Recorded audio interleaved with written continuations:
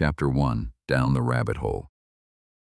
Alice was beginning to get very tired of sitting by her sister on the bank, and of having nothing to do. Once or twice she had peeped into the book her sister was reading, but it had no pictures or conversations in it. And what is the use of a book, thought Alice, without pictures or conversations? So she was considering in her own mind, as well as she could, for the hot day made her feel very sleepy and stupid, whether the pleasure of making a daisy chain would be worth the trouble of getting up and picking the daisies, when suddenly a white rabbit with pink eyes ran close by her. There was nothing so very remarkable in that, nor did Alice think it so very much out of the way to hear the rabbit say to itself, oh dear, I shall be late," when she thought it over afterwards. It occurred to her that she ought to have wondered at this, but at the time it all seemed quite natural. But when the rabbit actually took a watch out of its waistcoat pocket and looked at it, and then hurried on, Alice started to her feet, for it flashed across her mind that she had never before seen a rabbit with either a waistcoat pocket or a watch to take out of it, and, burning with curiosity, she ran across the field after it, and fortunately was just in time to see it pop down a large rabbit hole under the hedge. In another moment down went Alice after it, never once considering how in the world she was to get out again. The rabbit hole went straight on like a tunnel for some way, and then dipped suddenly down, so suddenly that Alice had not a moment to think about stopping herself before she found herself falling down a very deep well. Either the well was very deep, or she fell very slowly, for she had plenty of time as she went down to look about her and to wonder what was going to happen next. First, she tried to look down and make out what she was coming to, but it was too dark to see anything. Then she looked at the sides of the well and noticed that they were filled with cupboards and bookshelves. Here and there she saw maps and pictures hung upon pegs. She took down a jar from one of the shelves as she passed. It was labeled orange marmalade, but to her great disappointment it was empty. She did not like to drop the jar for fear of killing somebody underneath, so managed to put it into one of the cupboards as she fell past it. Well, thought Alice to herself, after such a fall as this, I shall think nothing of tumbling downstairs. How brave they'll all think me at home. Why, I wouldn't say anything about it, even if I fell off the top of the house, which was very likely true. Down, down, down. Would the fall come to an end? I wonder how many miles I've fallen by this time, she said aloud. I must be getting somewhere near the center of the earth. Let me see. That would be 4,000 miles down, I think. For, you see, Alice had learnt several things of this sort in her lessons in the schoolroom, and though this was not a very good opportunity for showing off her knowledge, as there was no one to listen to her, still it was good practice to say it over. Yes, that's about the right distance, but then I wonder what latitude or longitude I've got to. Alice had no idea what latitude was, or longitude either, but thought they were nice grand words to say. Presently she began again. I wonder if I shall fall right through the earth. How funny it'll seem to come out among the people that walk with their heads downward. The antipathies, I think. She was rather glad there was no one listening this time, as it didn't sound at all the right word. But I shall have to ask them what the name of the country is, you know. Please, Mom. Is this New Zealand or Australia? And she tried to curtsy as she spoke. Fancy curtsying as you're falling through the air. Do you think you could manage it? And what an ignorant little girl she'll think me for asking. No, it'll never do to ask. Perhaps I shall see it written up somewhere. Down, down, down. There was nothing else to do, so Alice soon began talking again. Dinah'll miss me very much tonight, I should think. Dinah was the cat. I hope they'll remember her saucer of milk at tea time. Dinah, my dear, I wish you were down here with me. There are no mice in the air, I'm afraid, but you might catch a bat, and that's very like a mouse, you know. But do cats eat bats, I wonder? And here Alice began to get rather sleepy and went on saying to herself, in a dreamy sort of way, do cats eat bats? And sometimes, do bats eat cats? For you see, as she couldn't answer either question, it didn't much matter which way she put it. She felt that she was dozing off and had just begun to dream that she was walking hand in hand with Dinah and saying to her very earnestly, now, Dinah, tell me the truth. Did you ever eat a bat? When suddenly, thump, thump, down she came upon a heap of sticks and dry leaves, and the fall was over. Alice was not a bit hurt, and she jumped up onto her feet in a moment. She looked up, but it was all dark overhead. Before her was another long passage, and the white rabbit was still in sight, hurrying down it. There was not a moment to be lost. Away went Alice like the wind, and was just in time to hear it say, as it turned a corner, "Oh, my ears and whiskers, how late it's getting!" She was close behind it when she turned the corner, but the rabbit was no longer to be seen. She found herself in a long, low hall, which was lit up by a row of lamps hanging from the roof. There were doors all round the hall, but they were all locked, and when Alice had been all the way down one side and up the other, trying every door, she walked sadly down the middle, wondering how she was ever to get out again. Suddenly she came upon a little three-legged table, all made of solid glass. There was nothing on it except a tiny golden key, and Alice's first thought was that it might belong to one of the doors of the hall. But, alas, either the locks were too large or the key was too small, but at any rate it would not open any of them. However, on the second time round, she came upon a low curtain she had not noticed before, and behind it was a little door about 15 inches high. She tried the little golden key in the lock, and to her great delight it fitted. Alice opened the door and found that it led into a small passage, not much larger than a rat hole. She knelt down and looked along the passage into the loveliest garden you ever saw.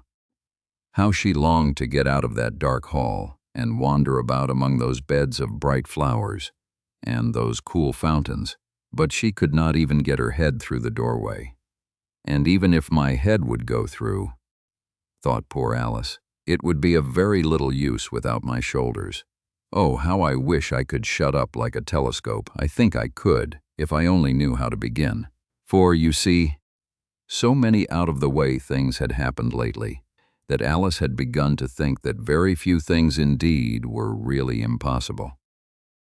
There seemed to be no use in waiting by the little door, so she went back to the table, half hoping she might find another key on it, or at any rate a book of rules for shutting people up like telescopes.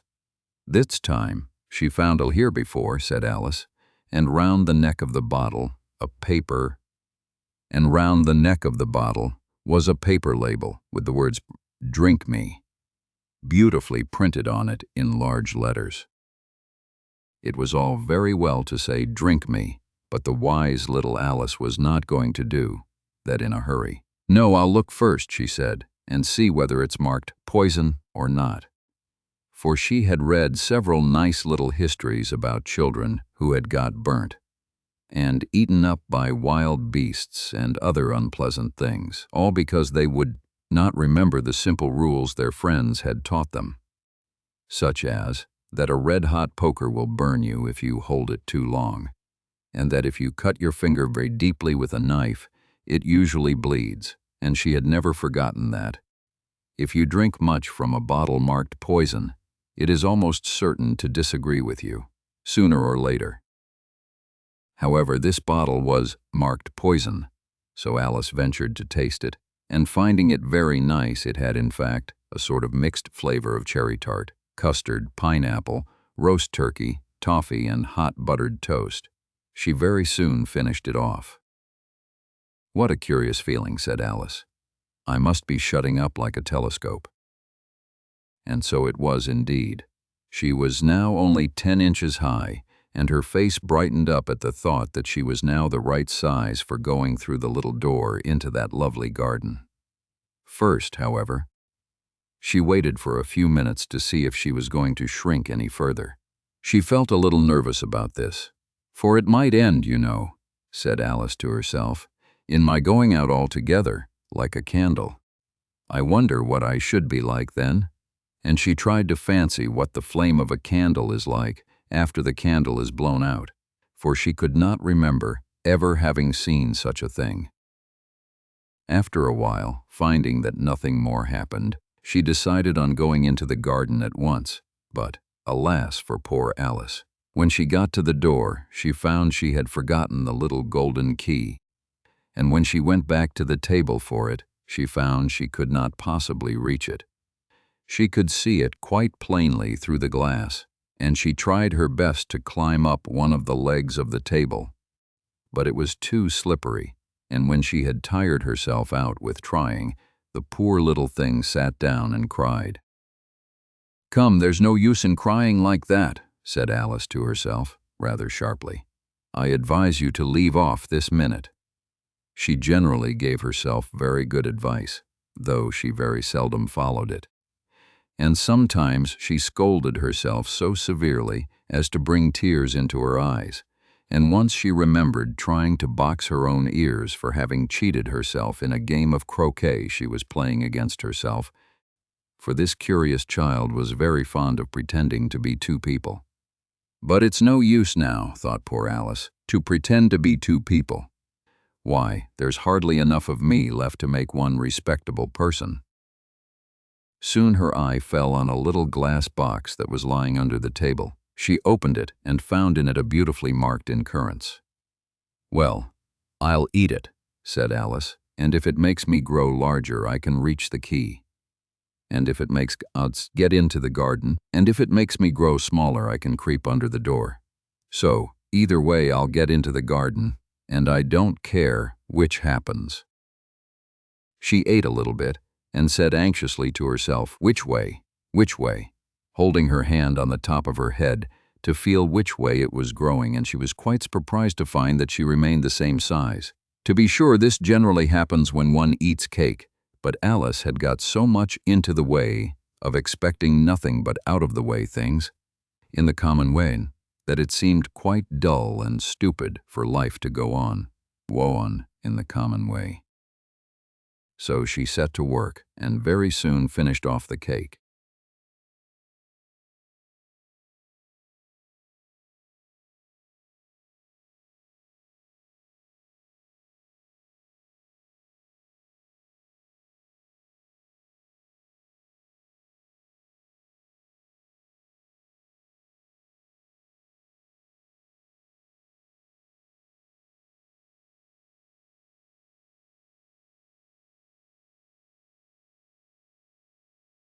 Chapter 2. The Pool of Tears.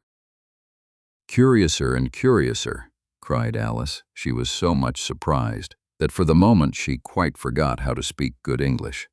"Now I'm opening out like the largest telescope that ever was. Goodbye, feet." For when she looked down at her feet, they seemed to be almost out of sight, they were getting so far off.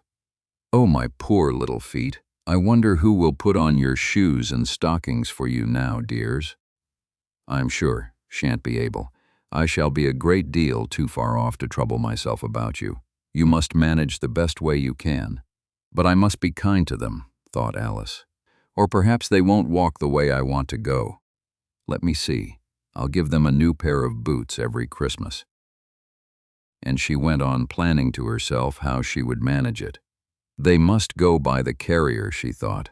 And how funny it'll seem, sending presents to one's own feet, and how odd the directions will look. Alice's right foot hearthrug near the fender, with Alice's love. Oh dear, what nonsense I'm talking. Just then, her head struck against the roof of the hall. In fact, she was now more than 9 feet high, and she at once took up the little golden key and hurried off to the garden door. Poor Alice! It was as much as she could do, lying down on one side, to look through into the garden with one eye. But to get through was more hopeless than ever. She sat down and began to cry again. "You ought to be ashamed of yourself," said Alice. "A great girl like you," she might well say this. "Stop this moment. I tell you." But she went on all the same, shedding gallons of tears, until there was a large pool all round her, about 4 inches deep and reaching half down the hall. After a time she heard a little pattering of feet in the distance, and she hastily dried her eyes to see what was coming. It was the White Rabbit returning, splendidly dressed, with a pair of white kid gloves in one hand and a large fan in the other. He came trotting along in a great hurry, muttering to himself as he came, "Oh, the Duchess, the Duchess, oh! Won't she be savage if I've kept her waiting?" Alice felt so desperate that she was ready to ask help of anyone. So, when the rabbit came near her, she began in a low, timid voice, "If you please." "Sir," the rabbit started violently, dropped the white kid gloves and the fan, and scurried away into the darkness as hard as he could go. Alice took up the fan and gloves, and as the hall was very hot, she kept fanning herself all the time she went on talking, "Dear, dear, how queer everything is today, and yesterday things went on just as usual. I wonder if I've been changed in the night. Let me think. Was I the same when I got up this morning? I almost think I can remember feeling a little different. But if I'm not the same, the next question is, who in the world am I? Ah, that's the great puzzle." And she began thinking over all the children she knew that were of the same age as herself, to see if she could have been changed for any of them. "I'm sure I'm not Ada," she said, "for her hair goes in such long ringlets and mine doesn't go in ringlets at all. And I'm sure I can't be Mabel, for I know all sorts of things. And she knows such a very little. Besides, she, and I'm I, and oh dear, how puzzling it all is. I'll try if I know all the things I used to know. Let me see, 4 times 5 is 12, and 4 times 6 is 13, and 4 times 7 is, oh dear. I shall never get to 20 at that rate. However, the multiplication table doesn't signify. Let's try geography. London is the capital of Paris, and Paris is the capital of Rome, and Rome, no, that's all wrong, I'm certain. I must have been changed for Mabel. I'll try and say, how doth the little?" And she crossed her hands on her lap as if she were saying lessons, and began to repeat it. But her voice sounded hoarse and strange, and the words did not come the same as they used to do. "How doth the little crocodile improve his shining tail, and pour the waters of the Nile on every golden scale? How cheerfully he seems to grin, how neatly spread his claws, and welcome little fishes in with gently smiling jaws." "I'm sure those are not the right words," said poor Alice, and her eyes filled with tears again as she went on. "I must be Mabel after all, and I shall have to go and live in that poky little house, and have next to no toys to play with, and oh, ever so many lessons to learn. No, I've made up my mind about it. If I'm Mabel, I'll stay down here. It'll be no use their putting their heads down and saying, 'Come up again, dear.' I shall only look up and say, 'Who am I then? Tell me that first. And then, if I like being that person, I'll come up. If not, I'll stay down here till I'm somebody else.' But, oh dear," cried Alice with a sudden burst of tears, "I do wish they put their heads down. I am so very tired of being all alone here." As she said this, she looked down at her hands, and was surprised to see that she had put on one of the rabbit's little white kid gloves while she was talking. "How can I have done that?" she thought. "I must be growing small again." She got up and went to the table to measure herself by it, and found that, as nearly as she could guess, she was now about 2 feet high, and was going on shrinking rapidly. She soon found out that the cause of this was the fan she was holding, and she dropped it hastily, just in time to avoid shrinking away altogether. "That was a narrow escape," said Alice, a good deal frightened at the sudden change, but very glad to find herself still in existence. "And now for the garden." And she ran with all speed back to the little door. But, alas, the little door was shut again, and the little golden key was lying on the glass table as before. "And things are worse than ever," thought the poor child. "For I never was so small as this before, never, and I declare it's too bad that it is." As she said these words, her foot slipped, and in another moment, splash, she was up to her chin in salt water. Her first idea was that she had somehow fallen into the sea, and in that case I can go back by railway, she said to herself. Alice had been to the seaside once in her life, and had come to the general conclusion that wherever you go to on the English coast, you find a number of bathing machines in the sea, some children digging in the sand with wooden spades, then a row of lodging houses, and behind them a railway station, however. She soon made out that she was in the pool of tears which she had wept when she was 9 feet high. "I wish I hadn't cried so much," said Alice as she swam about trying to find her way out. "I shall be punished for it now, I suppose, by being drowned in my own tears. That will be a queer thing, to be sure. However, everything is queer today." Just then she heard something splashing about in the pool a little way off, and she swam nearer to make out what it was. At first she thought it must be a walrus or hippopotamus, but then she remembered how small she was now.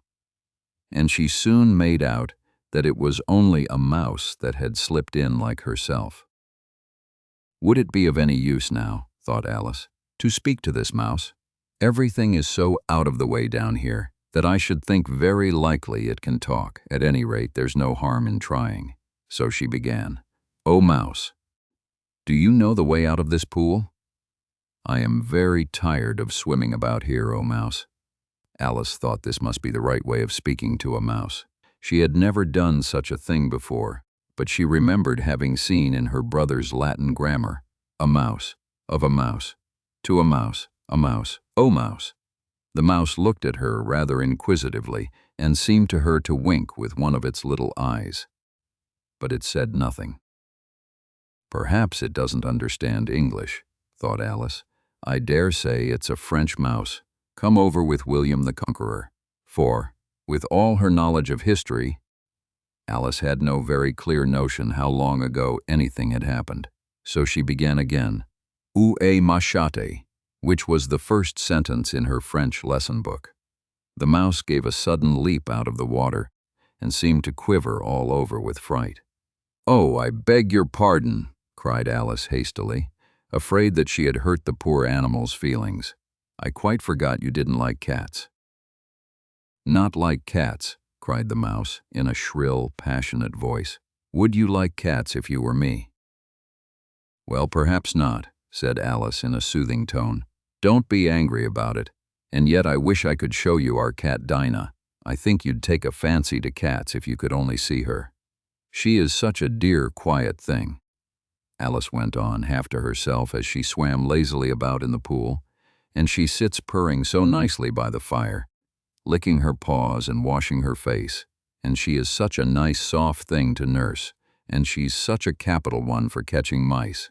"Oh, I beg your pardon," cried Alice again, for this time the mouse was bristling all over, and she felt certain it must be really offended. "We won't talk about her any more if you'd rather not." "We indeed," cried the mouse, who was trembling down to the end of his tail, "as if we'd talk on such a subject. Our family always hated cats, nasty, low, vulgar things. Don't let me hear the name again." "I won't indeed," said Alice, in a great hurry to change the subject of conversation. Are you fond of dogs?" The mouse did not answer, so Alice went on eagerly.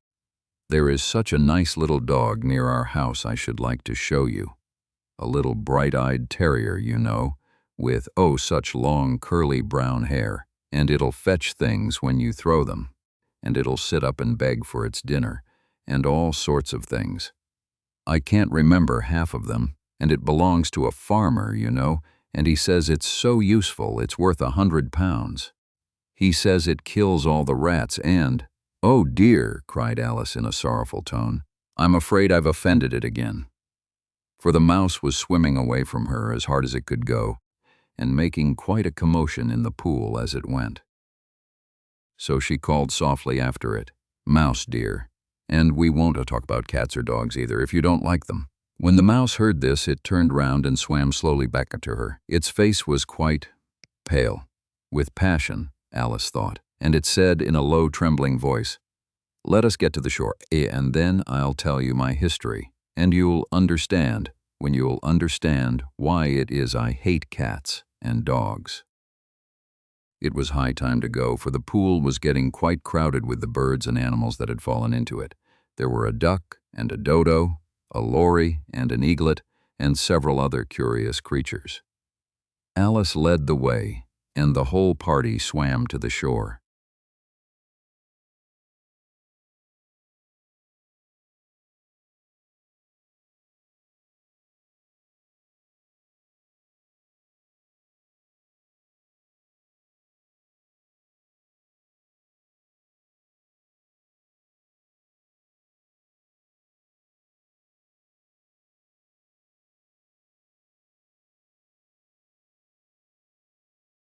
Chapter 3. A Caucus Race and a Long Tail. They were indeed a queer-looking party that assembled on the bank. The birds with draggled feathers, the animals with their fur clinging close to them, and all dripping wet, cross, and uncomfortable. The first question, of course, was how to get dry again. They had a consultation about this, and after a few minutes it seemed quite natural to Alice to find herself talking familiarly with them, as if she had known them all her life. Indeed, she had quite a long argument with the lory, who at last turned sulky and would only say, "I am older than you, and must know better." And this Alice would not allow without knowing how old it was, and as the lory positively refused to tell its age, there was no more to be said. At last the mouse, who seemed to be a person of authority among them, called out, "Sit down, all of you, and listen to me. Soon make you dry enough." They all sat down at once, in a large ring, with the mouse in the middle. Alice kept her eyes anxiously fixed on it, for she felt sure she would catch a bad cold if she did not get dry very soon. "Ahem," said the mouse with an important air. "Are you all ready? This is the driest thing I know." William the Conqueror, whose cause was favored by the Pope, was soon submitted to by the English, who wanted leaders, and had been of late much accustomed to usurpation and conquest. Edwin and Morcar, the Earls of Mercia and Northumbria. "Ugh," said the lory with a shiver. "I beg your pardon," said the mouse, frowning, but very politely. "Did you speak?" "Not I," said the lory hastily. "I thought you did," said the mouse. "I proceed.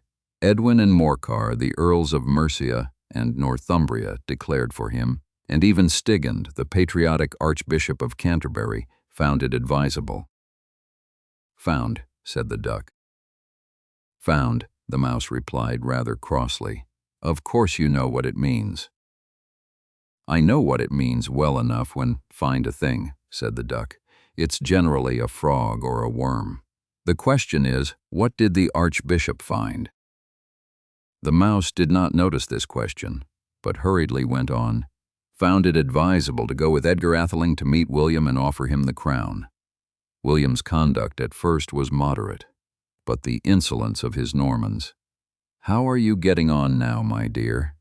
it continued, turning to Alice as it spoke.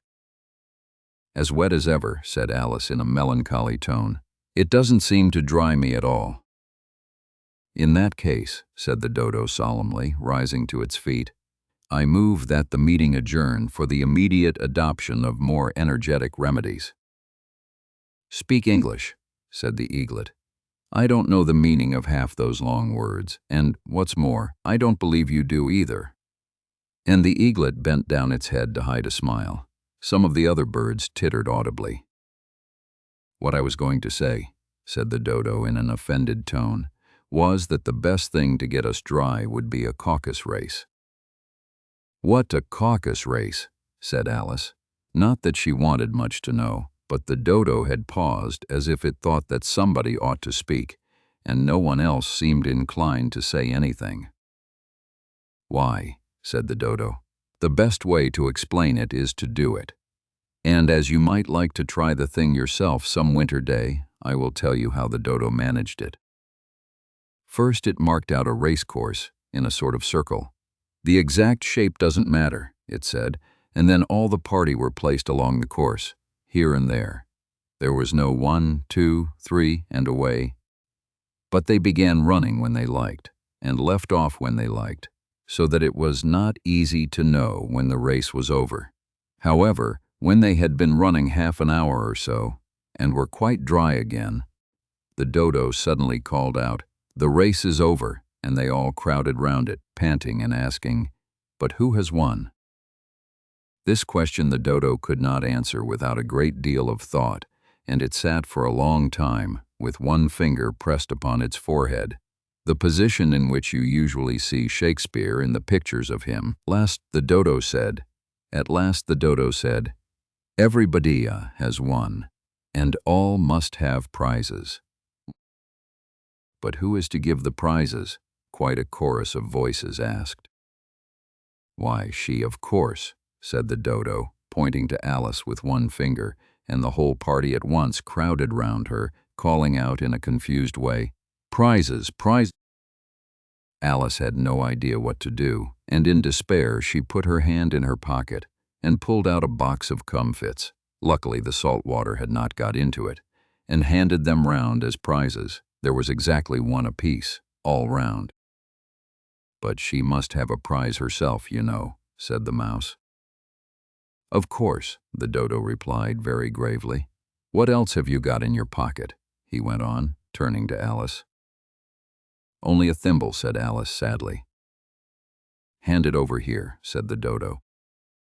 Then they all crowded round her once more, while the dodo solemnly presented the thimble, saying, "We beg your acceptance of this elegant thimble," and, when it had finished this short speech, they all cheered. Alice thought the whole thing very absurd, but they all looked so grave that she did not dare to laugh, and, as she could not think of anything to say, she simply bowed and took the thimble, looking as solemn as she could. The next thing was to eat the comfits. This caused some noise and confusion, as the large birds complained that they could not taste theirs, and the small ones choked and had to be patted on the back. However, it was over at last, and they sat down again in a ring, and begged the mouse to tell them something more. "You promised to tell me your history, you know," said Alice, "and why it is you hate C and D," she added in a whisper, half afraid that it would be offended again. "Mine is a long and a sad tale," said the mouse, turning to Alice and sighing. "It a long tale, certainly," said Alice, looking down with wonder at the mouse's tail. "But why do you call it sad?" And she kept on puzzling about it while the mouse was speaking, so that her idea of the tale was something like this. Fury said to a mouse that he met in the house, "Come, I'll take no denial, we must have a trial. For really this morning I've nothing to do," said the mouse to the cur. "Such a trial, dear sir, with no jury or judge, would be wasting our breath." "I'll be judge, I'll be jury," said cunning old Fury. "I'll try the whole cause, and condemn you to death." "You are not attending," said the mouse to Alice severely. "What are you thinking of?" "I beg your pardon," said Alice very humbly. "You had got to the fifth bend, I think." "I had not," cried the mouse sharply and very angrily. "A knot," said Alice, always ready to make herself useful and looking anxiously about her. "Oh, do let me help to undo it." "I shall do nothing of the sort," said the mouse, getting up and walking away. "You insult me by talking such nonsense." "I didn't mean it," pleaded poor Alice, "but you're so easily offended, you know." The mouse only growled in reply. "Please come back and finish your story," Alice called after it, and the others all joined in chorus. "Yes, please do." But the mouse only shook its head impatiently and walked a little quicker. "What a pity it wouldn't stay," sighed the lory as soon as it was quite out of sight, and an old crab took the opportunity of saying to her daughter, "Ah, my dear, let this be a lesson to you never to lose your temper." "Hold your tongue, Ma," said the young crab, a little snappishly. "You're enough to try the patience of an oyster." "I wish I had our Dinah here, I know I do," said Alice aloud, addressing nobody in particular. She'd soon fetch it back. And who is Dinah, if I might venture to ask the question? Said the Lory. Alice replied eagerly, for she was always ready to talk about her pet. Dinah's our cat, and she's such a capital one for catching mice you can't think. And oh, I wish you could see her after the birds. Why, she'll eat a little bird as soon as look at it. This speech caused a remarkable sensation among the party. One old magpie began wrapping itself up very carefully, remarking, "I really must be getting home. The night air doesn't suit my throat." And a canary called out in a trembling voice to its children, "Come away, my dears. It's high time you were all in bed." It's high time you were all in bed. On various pretexts they all moved off, and Alice was soon left alone. "I wish I hadn't mentioned Dinah," she said to herself in a melancholy tone. "Nobody seems to like her down here, and I'm sure she's the best cat in the world. Oh, my dear Dinah, I wonder if I shall ever see you any more." And here poor Alice began to cry again, for she felt very lonely and low-spirited. In a little while, however, she again heard a little pattering of footsteps in the distance, and she looked up eagerly, half hoping that the mouse had changed his mind and was coming back to finish his story.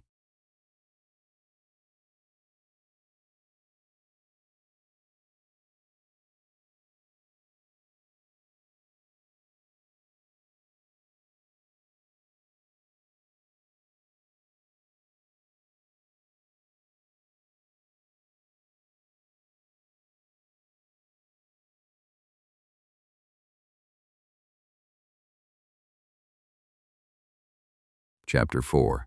The Rabbit Sends in a Little Bill. It was the White Rabbit trotting slowly back again and looking anxiously about as it went, as if it had lost something, and she heard it muttering to itself, "The Duchess! The Duchess! Oh, my dear paws! Oh, my fur and whiskers! She'll get me executed, as sure as ferrets are ferrets. Where can I have dropped them, I wonder?" Alice guessed in a moment that it was looking for the fan and the pair of white kid gloves, and she very good-naturedly began hunting about for them. But they were nowhere to be seen. Everything seemed to have changed since her swim in the pool, and the great hall, with the glass table and the little door, had vanished completely. Very soon the rabbit noticed Alice as she went hunting about and called out to her in an angry tone, "Why, Marianne, what are you doing out here? Run home this moment and fetch me a pair of gloves and a fan. Quick, now!" And Alice was so much frightened that she ran off at once in the direction it pointed to. Made, without trying to explain the mistake it had made. "He took me for his housemaid," she said to herself as she ran. "How surprised he'll be when he finds out who I am, but I'd better take him his fan and gloves. That is, if I can find them." As she said this, she came upon a neat little house, on the door of which was a bright brass plate with the name W. Rabbit engraved upon it. She went in without knocking and hurried upstairs, in great fear lest she should meet the real Mary Ann and be turned out of the house before she had found the fan and gloves. "How queer it seems," Alice said to herself, "to be going messages for a rabbit. I suppose Dinah'll be sending me on messages next." And she began fancying the sort of thing that would happen. "Miss Alice, come here directly, and get ready for your walk." "Coming in a minute, nurse, but I've got to see that the mouse doesn't get out. Only I don't think," Alice went on, "that they'd let Dinah stop in the house if it began ordering people about like that." By this time she had found her way into a tidy little room with a table in the window, and on it, as she had hoped, a fan and 2 or 3 pairs of tiny white kid gloves. She took up the fan and a pair of the gloves and was just going to leave the room when her eye fell upon a little bottle that stood near the looking-glass. There was no label this time with the words, "Drink me," but nevertheless she uncorked it and put it to her lips. "I know something interesting is sure to happen," she said to herself, "whenever I eat or drink anything, so I'll just see what this bottle does." I do hope it'll make me grow large again, for really I'm quite tired of being such a tiny little thing." It did so indeed, and much sooner than she had expected. Before, she had been pressing against the ceiling and had to stoop to save her neck from being broken. She hastily put down the bottle, saying to herself, "That's quite enough. I hope I shan't grow any more. As it is, I can't get out can't get out at the door. I do wish I hadn't drunk quite so much." Alas, it was too late to wish that. She went on growing, and very soon had to kneel down on the floor. In another minute there was not even room for this, and she tried the effect of lying down with one elbow against the door and the other arm curled round her head. Still she went on growing, and, as a last resource, she put one arm out of the window and one foot up the chimney and said to herself, "Now I can do no more whatever happens. What will become of me?" Luckily for Alice, the little magic bottle had now had its full effect. Still, it was very uncomfortable, and, as there seemed to be no sort of chance of her ever getting out of the room again, no wonder she felt unhappy. It was much pleasanter at home, thought poor Alice, when one wasn't always growing larger and smaller, and being ordered about by mice and rabbits. I almost wish I hadn't gone down that rabbit hole, and yet, it's rather curious, you know, this sort of life. I do wonder what can have happened to me. When I used to read fairy tales, I fancied that kind of thing never happened, and now here I am in the middle of one. There ought to be a book written about me, that there ought. And when I grow up, I'll write one, but I'm grown up now," she added in a sorrowful tone. "At least there's no room to grow up any more here." "But then," thought Alice, "shall I never get any older than I am now? That'll be a comfort one way, never to be an old woman, but then always to have lessons to learn. Oh, I shouldn't like that." "Oh, you foolish Alice," she answered herself. "How can you learn lessons in here? Why, there's hardly room for you, and no room at all for any lesson books." And so she went on, taking first one side and then the other, and making quite a conversation of it altogether. But after a few minutes she heard a voice outside, and stopped to listen. "Mary Ann, Mary Ann," said the voice.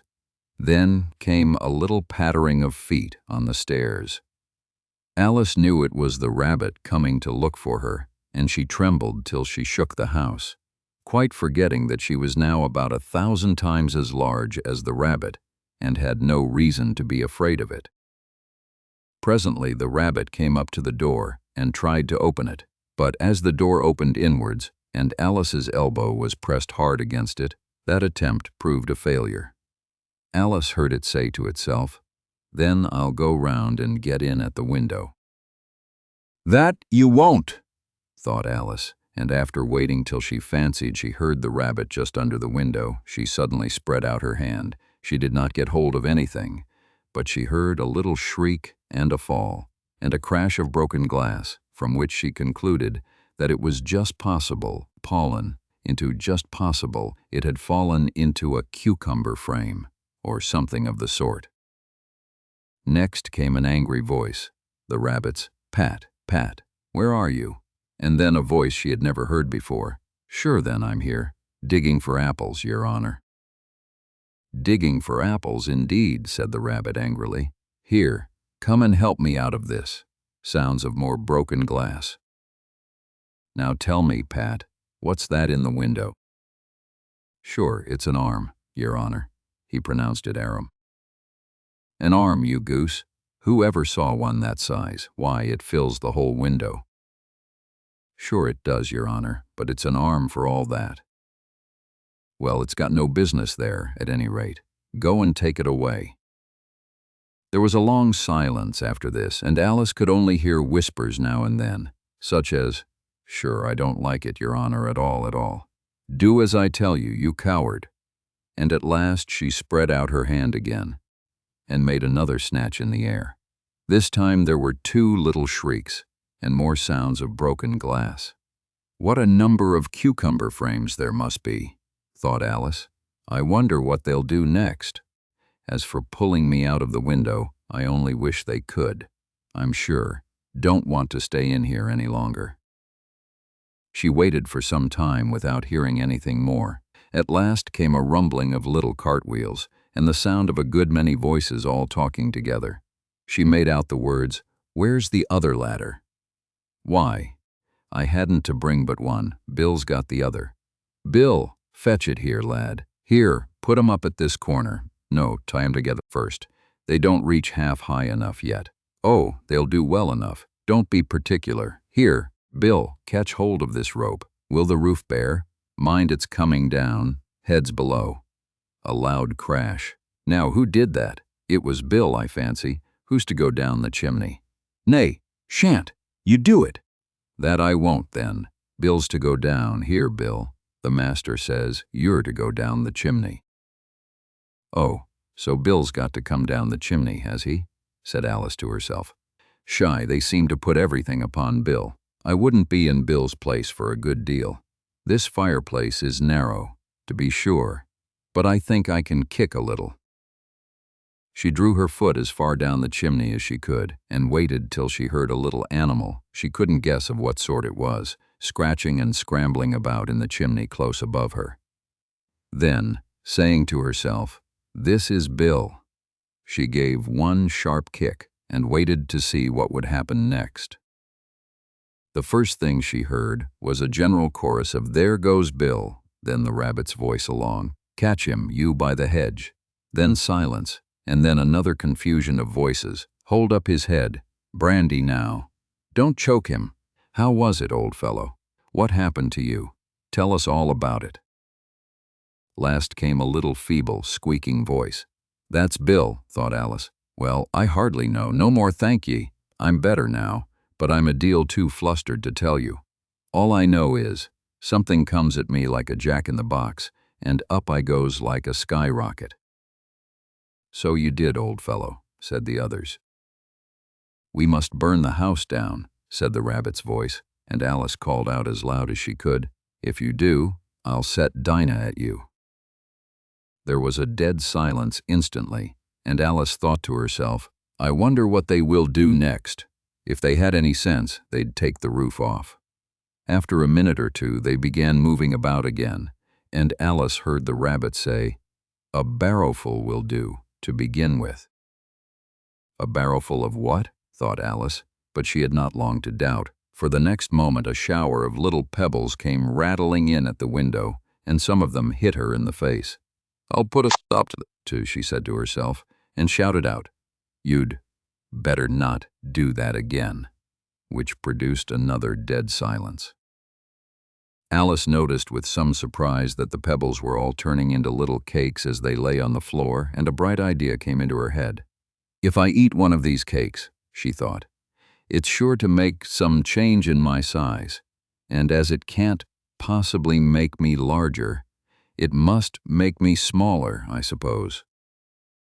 So she swallowed one of the cakes, and was delighted to find that she began shrinking directly.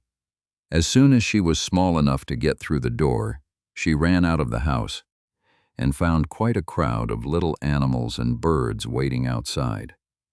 The poor little lizard, Bill, was in the middle, being held up by 2 guinea pigs, who were giving it something out of a bottle.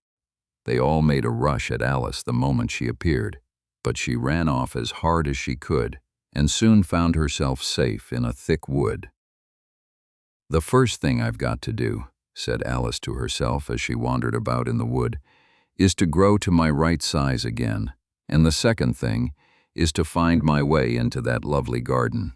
I think that will be the best plan." It sounded an excellent plan, no doubt, and very neatly and simply arranged. The only difficulty was that she had not the smallest idea how to set about it, and while she was peering about anxiously among the trees, a little sharp bark just over her head made her look up in a great hurry. An enormous puppy was looking down at her with large round eyes, and feebly stretching out one paw, trying to touch her. "Poor little thing," said Alice, in a coaxing tone. but she was terribly frightened all the time at the thought that it might be hungry up in spite of all her coaxing, in which case it would be very likely to eat her up in spite of all her coaxing. Hardly knowing what she did, she picked up a little bit of stick and held it out to the puppy, whereupon the puppy jumped into the air off all its feet at once, with a yelp of delight, and rushed at the stick and made believe to worry it. Then Alice dodged behind a great thistle to keep herself from being run over, and the moment she appeared on the other side, the puppy made another rush at the stick and tumbled head over heels in its hurry to get hold of it. Then Alice, thinking it was very like having a game of play with a cart horse and expecting every moment to be trampled under its feet, ran round the thistle again. Then the puppy began a series of short charges at the stick, running a very little way forwards each time and a long way back, and barking hoarsely all the while, till at last it sat down a good way off, panting, with its tongue hanging out of its mouth and its great eyes half shut. This seemed to Alice a good opportunity for making her escape, so she set off at once and ran till she was quite tired and out of breath, and till the puppy's bark sounded quite faint in the distance. And yet what a dear little puppy it was, said Alice. She leaned against Buttercup to rest herself and fanned herself with one of the leaves. I should have liked teaching it tricks very much if I'd only been the right size to do it. Oh dear, I'd nearly forgotten that I've got to grow up again. Let me see. How is it to be managed? I suppose I ought to eat or drink something or other. But the great question is, what? The great question certainly was, what? Alice looked all round her at the flowers and the blades of grass, but she did not see anything that looked like the right thing to eat. A large mushroom growing near her, about the same height as herself, and when she had looked under it, near her, and Ida's looked under it, and on both sides of it, and behind it, it occurred to her that she might as well look and see what was on the top of it. She stretched herself up on tiptoe and peeped over the edge of the mushroom, and her eyes immediately met those of a large blue caterpillar that was sitting on the top with its arms folded, quietly smoking a long hookah, and taking not the smallest notice of her or of anything else.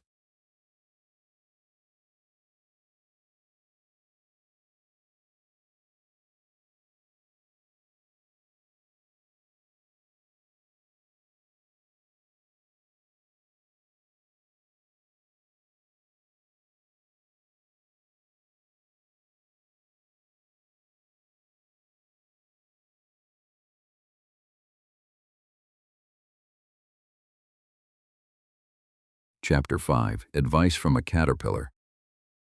The caterpillar and Alice looked at each other for some time in silence. At last the caterpillar took the hookah out of its mouth and addressed her in a languid, sleepy voice. "Who are you?" said the caterpillar. This was not an encouraging opening for a conversation. Alice replied rather shyly, I hardly know, sir, just at present. At least I know who I was when I got up this morning. But I think I must have been changed several times since then." "What do you mean by that?" said the caterpillar sternly. "Explain yourself." "I can't explain myself, I'm afraid, sir," said Alice, "because I'm not myself, you see." "I don't see," said the caterpillar. "I'm afraid I can't put it more clearly," Alice replied very politely, "for I can't understand it myself to begin with, and being so many different sizes in a day is very confusing." "It isn't," said the caterpillar. "Well, perhaps you haven't found it so yet," said Alice, "but when you have to turn into a chrysalis, you will someday, you know, and then after that into a butterfly, I should think you'll feel it a little queer, won't you?" "Not a bit," said the caterpillar. "Well, perhaps your feelings may be different," said Alice. "All I know is it would feel very queer to me." "You," said the caterpillar contemptuously, "who are you?" Which brought them back again to the beginning of the conversation. Alice felt a little irritated at the caterpillars making such very short remarks, and she drew herself up and said, very gravely, "I think you ought to tell me who you are first." "Why?" said the caterpillar. Here was another puzzling question, and as Alice could not think of any good reason, and as the caterpillar seemed to be in a very unpleasant state of mind, she turned away. "Come back," the caterpillar called after her. "I've something important to say." This sounded promising, certainly. Alice turned and came back again. "Keep your temper," said the caterpillar. "Is that all?" said Alice, swallowing down her anger as well as she could. "No," said the caterpillar. Alice thought she might as well wait, as she had nothing else to do, and perhaps after all it might tell her something worth hearing. For some minutes it puffed away without speaking, but at last it unfolded its arms, took the hookah out of its mouth again, and said, "So you think you're changed, do you?" "I'm afraid I am, sir," said Alice. "I can't remember things as I used, and I don't keep the same size for 10 minutes together." "Can't remember what things?" said the caterpillar. "Well, I've tried to say, 'How doth the little busy bee?' but it all came different," Alice replied in a very melancholy voice. "Repeat, 'You are old, Father William,'" said the caterpillar. Alice folded her hands and began. "You are old, Father William," the young man said, "and your hair has become very white, and yet you incessantly stand on your head. Do you think, at your age, it is right?" "In my youth," Father William replied to his son, "I feared it might injure the brain, but now that I'm perfectly sure I have none, why, I do it again and again." "You are old," said the youth, "as I mentioned before, and have grown most uncommonly fat. Yet you turned a back somersault in at the door. Pray, what is the reason of that?" "In my youth," said the sage as he shook his gray locks, "I kept all my limbs very supple, by the use of this ointment. 1 shilling the box. Allow me to sell you a couple." "You are old," said the youth, "and your jaws are too weak for anything tougher than suet. Yet you finished the goose, with the bones in the beak. Pray, how did you manage to do it?" "In my youth," said his father, "I took to the law and argued each case with my wife, and the muscular strength which it gave to my jaw has lasted the rest of my life." "You are old," said the youth. "One would hardly suppose that your eye was as steady as ever, yet you balanced an eel on the end of your nose. What made you so awfully clever?" "I have answered 3 questions, and that is enough," said his father. "Don't give yourself airs. Do you think I can listen all day to such stuff? Be off, or I'll kick you downstairs." "That is not said right," said the caterpillar.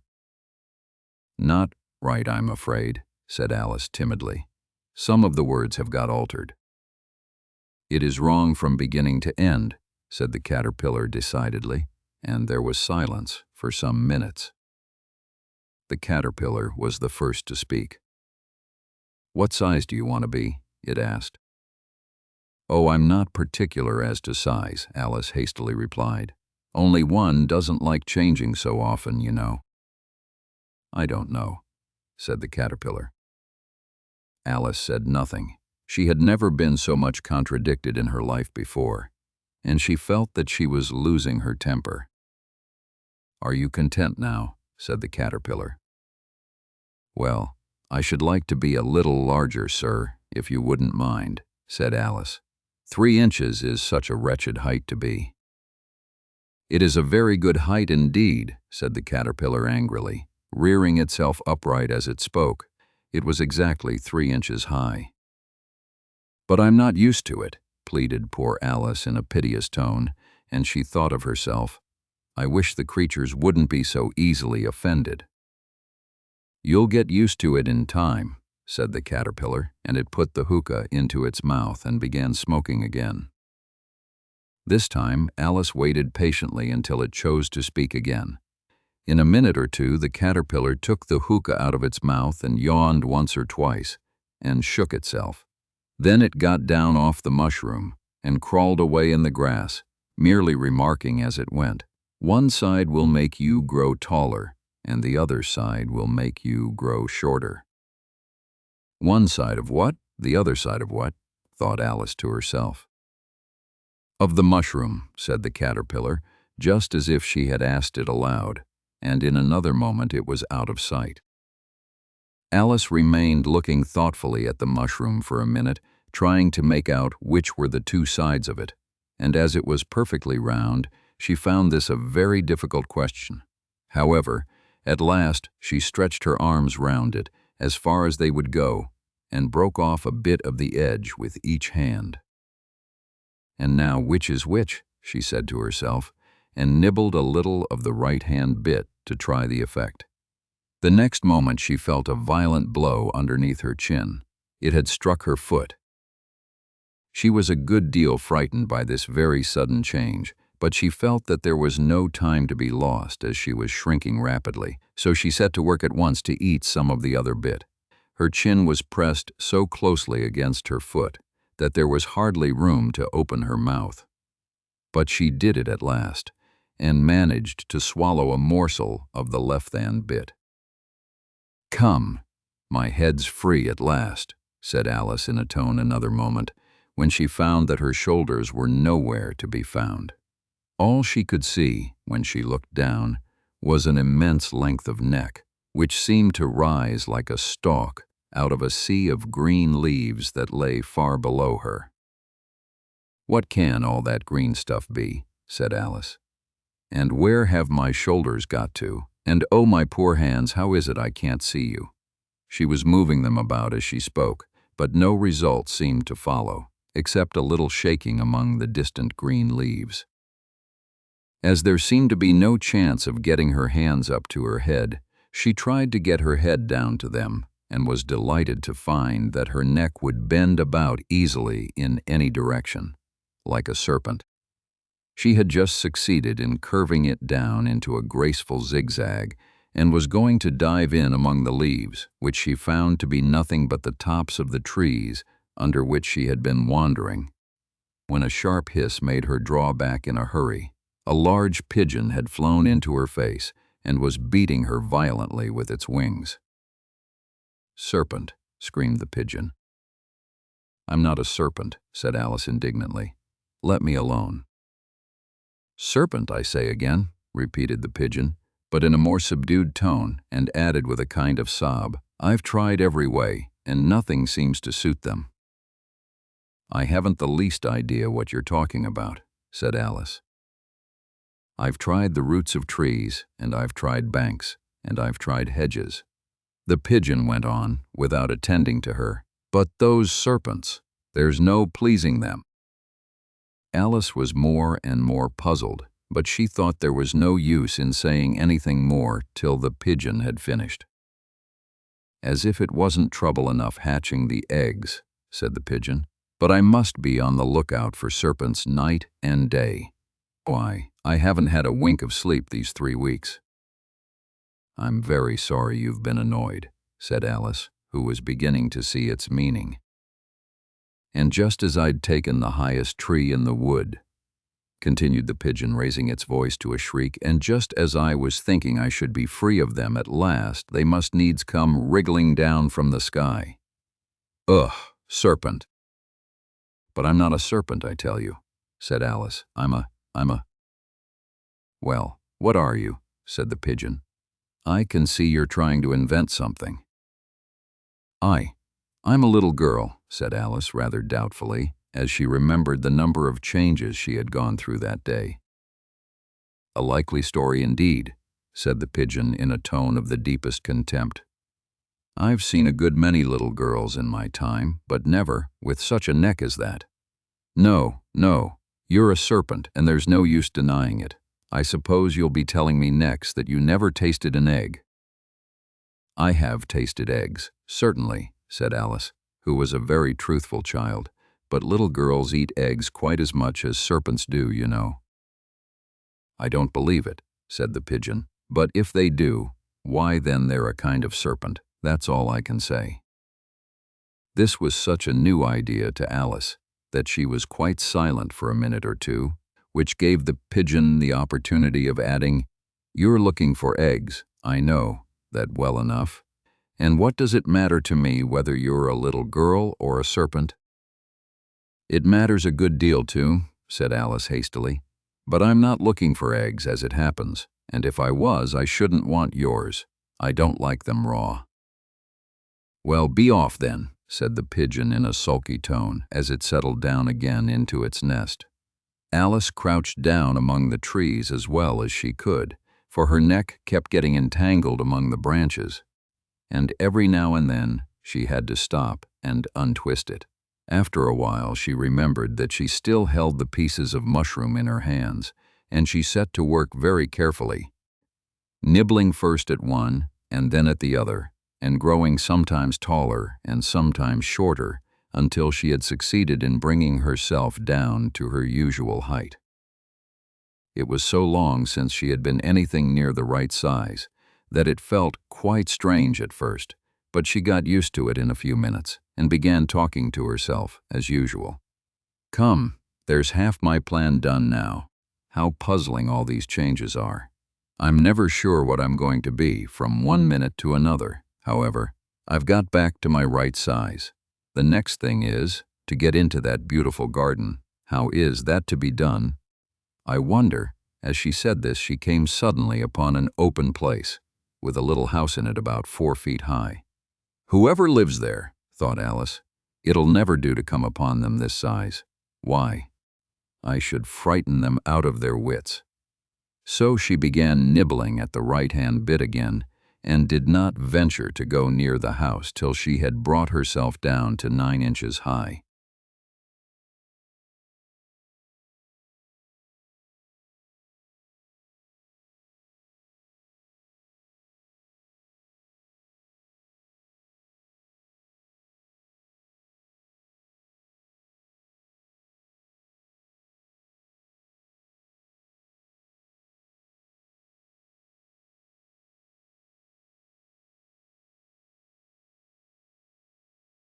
Chapters Pig and Pepper. For a minute or two she stood looking at the house and wondering what to do next, when suddenly a footman in livery came running out of the wood. She considered him to be a footman because he was in livery. Otherwise, judging by his face only, she would have called him a fish, and rapped loudly at the door with his knuckles. It was opened by another footman in livery, with a round face and large eyes like a frog. And both footmen, Alice noticed, had powdered hair that curled all over their heads. She felt very curious to know what it was all about, and crept a little way out of the wood to listen.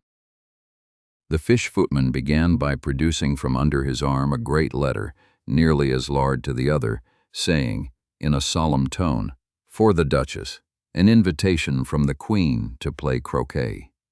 The frog footman repeated, in the same solemn tone, "From the Queen," and changing the order of the words a little, "An invitation for the Duchess to play croquet." Then they both bowed low, and their curls got entangled together. Alice laughed so much at this that she had to run back into the wood for fear of their hearing her, and when she next peeped out, the fish footman was gone, and the other was sitting on the ground near the door, staring stupidly up into the sky. Alice went timidly up to the door and knocked. "There's no sort of use in knocking," said the footman. "First, because I'm on the same side of the door as you are. Secondly, because they're making such a noise inside, no one could possibly hear you. And certainly there was a most extraordinary noise going on within, and every now a going on within, a constant howling and sneezing, and every now and then a great crash, as if a dish or kettle had been broken to pieces."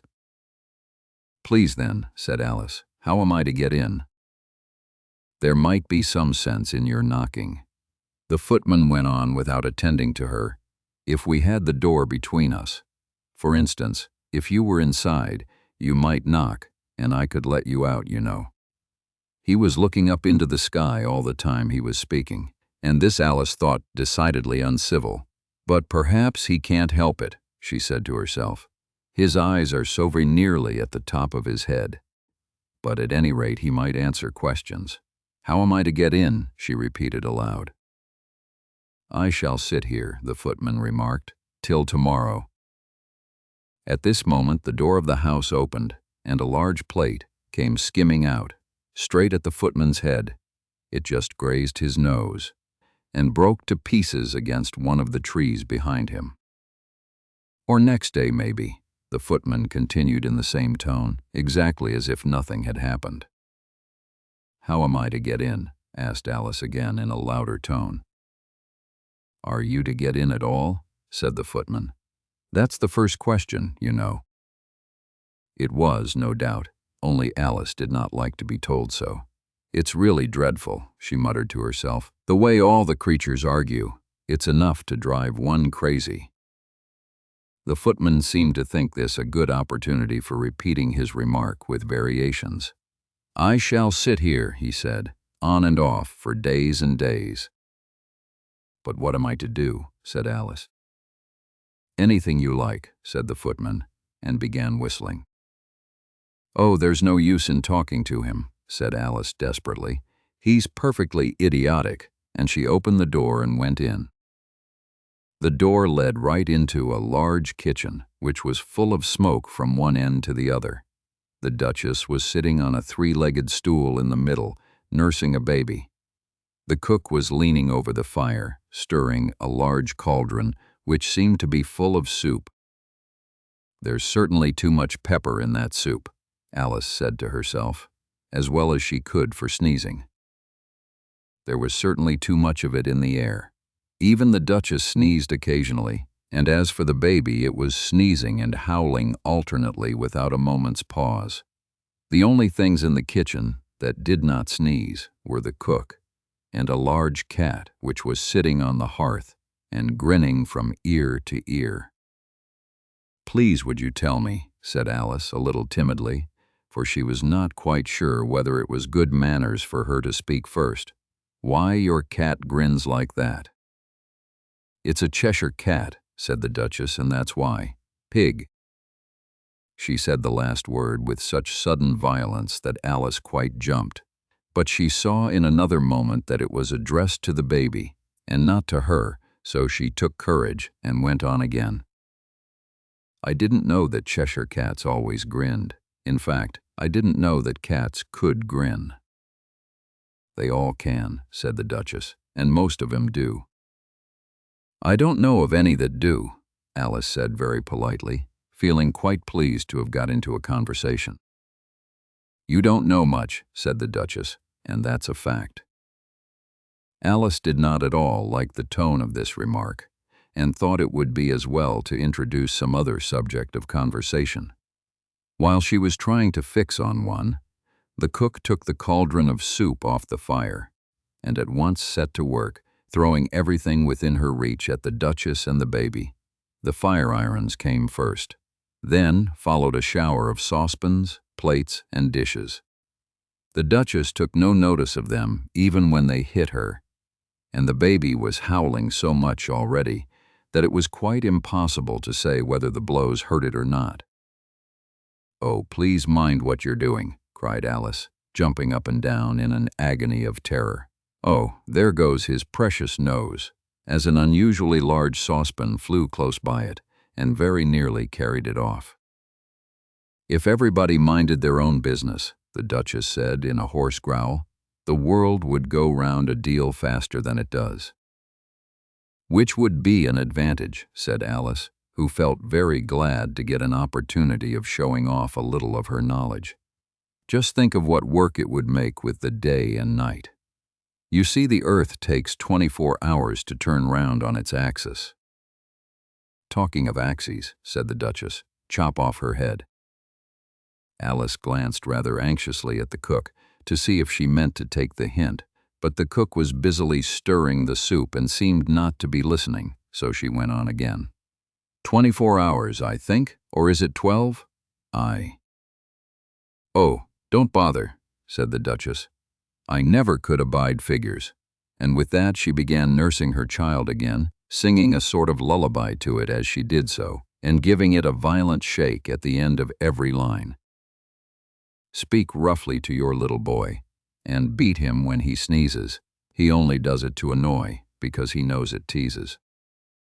Chorus, in which the cook and the baby joined. Wow, wow. While the Duchess sang the second verse of the song, she kept tossing the baby violently up and down, and the poor little thing howled so that Alice could hardly hear the words.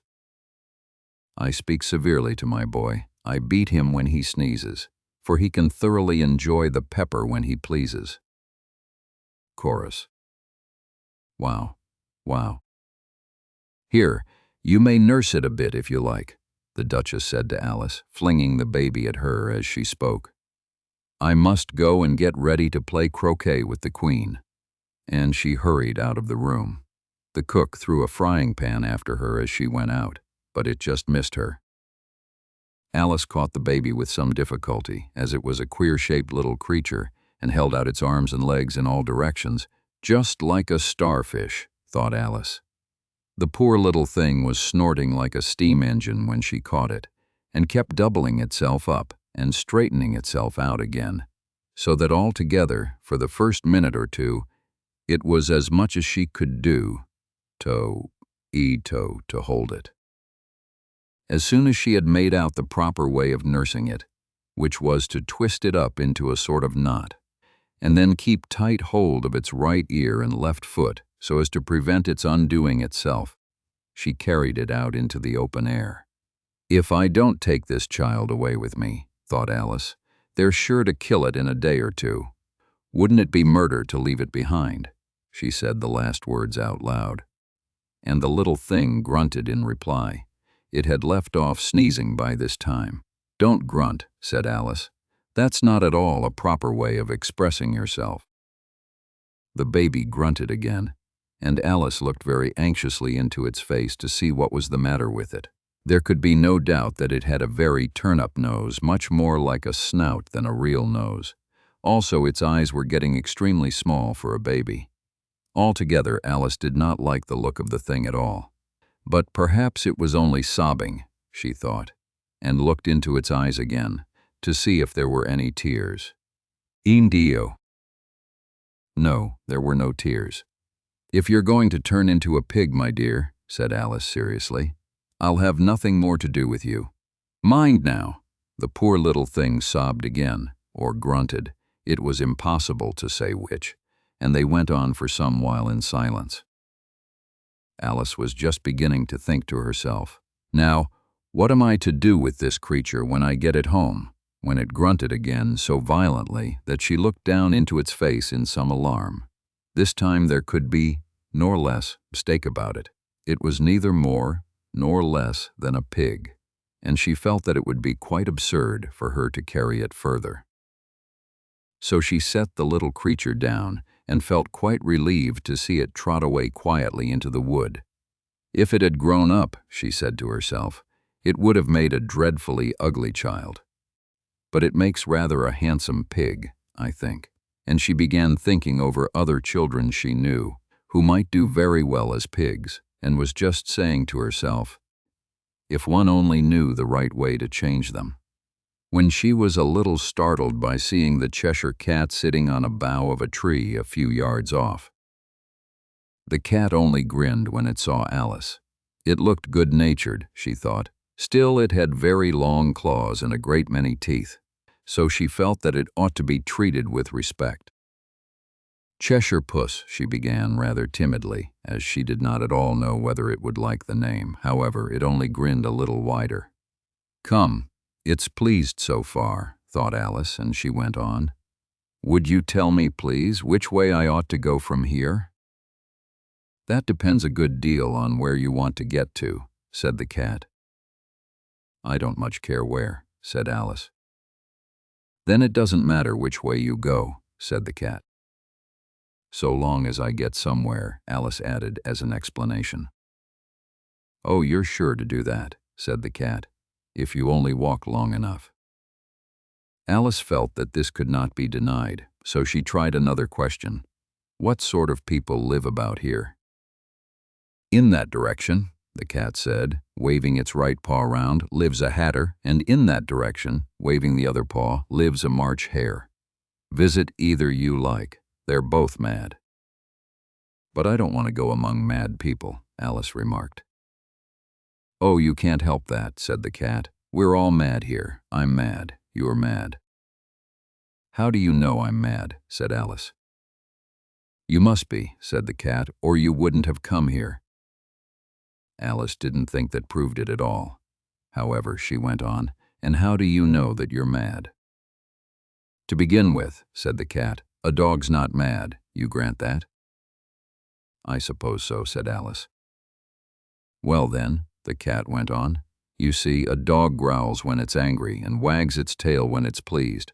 Now growl when I'm pleased and wag my tail when I'm angry. Therefore I'm mad. Call it purring, not growling, said Alice. Call it what you like, said the cat. Do you play croquet with the Queen today? I should like it very much, said Alice, but I haven't been invited yet. You'll see me there, said the cat, and vanished. Alice was not much surprised at this. She was getting so used to queer things happening. While she was looking at the place where it had been, it suddenly appeared again. By the by, what became of the baby? Said the cat. I'd nearly forgotten to ask. It turned into a pig, Alice quietly said, just as if it had come back in a natural way. I thought it would, said the cat, and vanished again.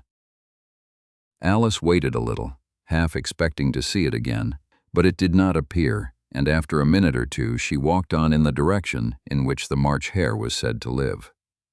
I've seen hatters before, she said to herself. The March hare will be much the most interesting, and perhaps as this is May, it won't be raving mad, at least not so mad as it was in March. As she said this, she looked up, and there was the cat again, sitting on a branch of a tree. Did you say pig or fig? Said the cat. I said pig, replied Alice, and I wish you wouldn't keep appearing and vanishing so suddenly. You make one quite giddy.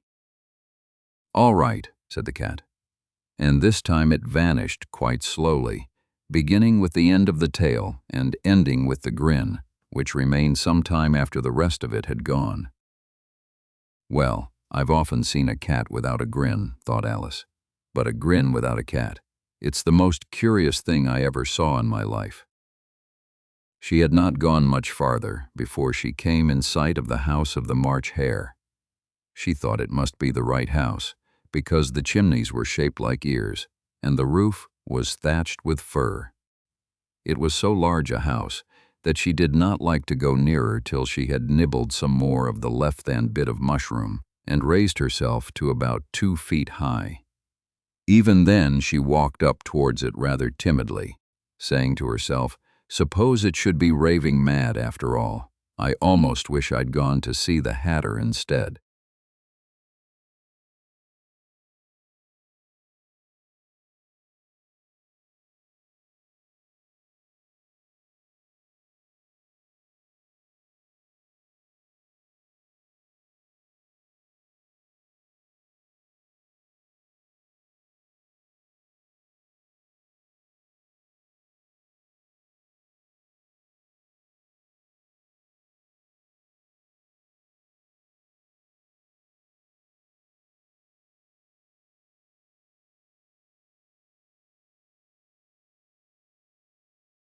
A mad tea party. There was a table set out under a tree in front of the house, and the March hare and the hatter were having tea at it. Ian were using it as a cushion, and the other two were using it as a cushion, resting their elbows on it and talking over its head. Very uncomfortable for the dormouse, thought Alice. Only, as it's asleep, I suppose it doesn't mind. The table was a large one, but the three were all crowded together at one corner of it. No room! No room! They cried out when they saw Alice coming. There's plenty of room, said Alice indignantly, and she sat down in a large armchair at one end of the table. Have some wine, the March hare said in an encouraging tone. Alice looked all round the table, but there was nothing on it but tea. "I don't see any wine," she remarked. "There isn't any," said the March Hare. "Then it wasn't very civil of you to offer it," said Alice angrily. "It wasn't very civil of you to sit down without being invited," said the March Hare. "I didn't know it was your table," said Alice. "It's laid for a great many more than 3. "Your hair wants cutting," said the Hatter. He had been looking at Alice for some time with great curiosity, and this was his first speech. "You should learn not to make personal remarks," Alice said with some severity. "It's very rude." The Hatter opened his eyes very wide on hearing this, but all he said was, "Why is a raven like a writing desk?" "Come, we shall have some fun now," thought Alice. "I'm glad they've begun asking riddles. I believe I can guess that," she added aloud. "Do you mean that you think you can find out the answer to it?" said the March Hare. "Exactly so," said Alice. "Then you should say what you mean," the March Hare went on. "I do," Alice hastily replied. At least I mean what I say. That's the same thing, you know." "Not the same thing a bit," said the Hatter. "You might just as well say that I see what I eat is the same thing as I eat what I see." "You might just as well say," added the March Hare, "that I like what I get is the same thing as I get what I like." "You might just as well say," added the Dormouse, who seemed to be talking in his sleep, "that I breathe when I sleep is the same thing as I sleep when I breathe." The same thing with you," said the Hatter, and here the conversation dropped, and the party sat silent for a minute, while Alice thought over all she could remember about ravens and writing desks, which wasn't much. The Hatter was the first to break the silence. "What day of the month is it?" he said, turning to Alice. He had taken his watch out of his pocket and was looking at it uneasily, shaking it every now and then, and holding it to his ear. Alice considered a little and then said, "The 4th. "2 days wrong," sighed the Hatter. "I told you butter wouldn't suit the works," he added, looking angrily at the March Hare. "It was the best butter," the March Hare meekly replied. "Yes, but some crumbs must have got in as well," the Hatter grumbled. "You shouldn't have put it in with the bread knife." The March Hare took the watch and looked at it gloomily. Then he dipped it into his cup of tea and looked at it again. But he could think of nothing better to say than his first remark. "It was the best butter, you know." Alice had been looking over his shoulder with some curiosity. "What a funny watch," she remarked. "It tells the day of the month and doesn't tell what o'clock it is." "Why should it?" muttered the Hatter. "Does your watch tell you what year it is?" "Of course not," Alice replied very readily, "but that's because it stays the same year for such a long time together." "Which is just the case with mine," said the Hatter. Alice felt dreadfully puzzled. The Hatter's remark seemed to have no sort of meaning in it, and yet it was certainly English. "I don't quite understand you," she said, as politely as she could. "The Dormouse is asleep again," said the Hatter, and he poured a little hot tea upon its nose. The Dormouse shook its head impatiently and said, without opening its eyes, of course, just what I was going to remark myself." "Have you guessed the riddle yet?" the Hatter said, turning to Alice again. "No, I give it up," Alice replied. "What's the answer?" "I haven't the slightest idea," said the Hatter. "Nor I," said the March Hare.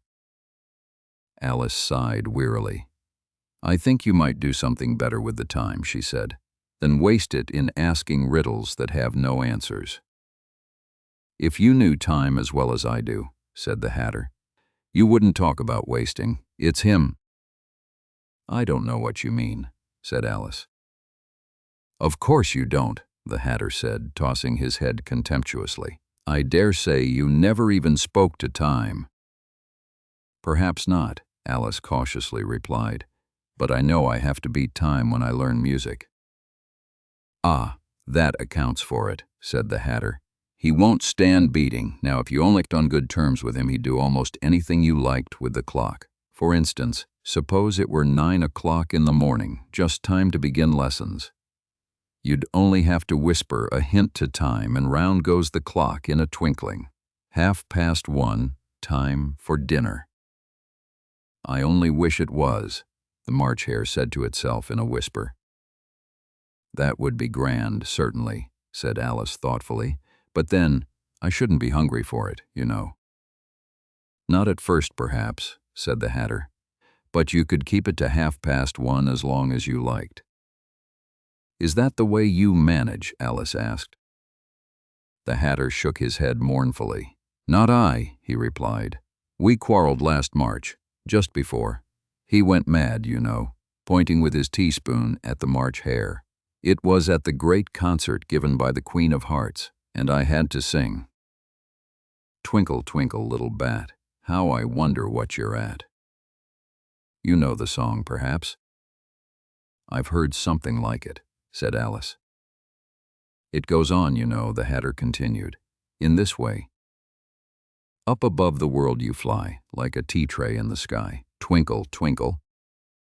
Here the Dormouse shook itself and began singing in its sleep, "Twinkle, twinkle, twinkle, twinkle," and went on so long that they had to pinch it to make it stop.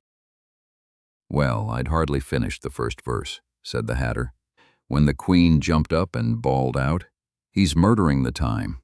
Off with his head." "How dreadfully savage," exclaimed Alice.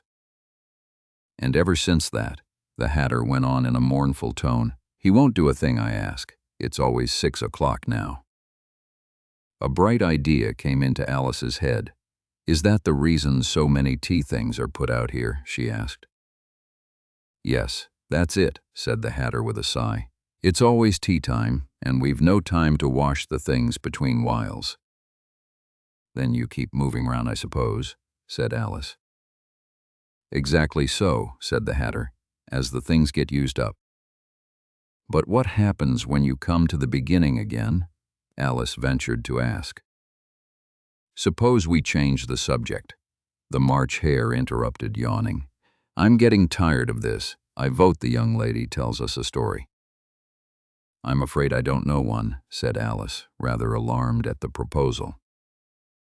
"Then the Dormouse shall," they both cried. "Wake up, Dormouse," and they pinched it on both sides at once. The Dormouse slowly opened his eyes. "I wasn't asleep," he said in a hoarse, feeble voice. "I heard every word you fellows were saying." "Tell us a story," said the March Hare. "Yes, please do," pleaded Alice. "And be quick about it," added the Hatter, "or you'll be asleep again before it's done. Once upon a time there were 3 little sisters. The Dormouse began in a great hurry, and their names were Elsie, Lacie, and Tilly, and they lived at the bottom of a well." "What did they live on?" said Alice, who always took a great interest in questions of eating and drinking. "They lived on treacle," said the Dormouse after thinking a minute or two.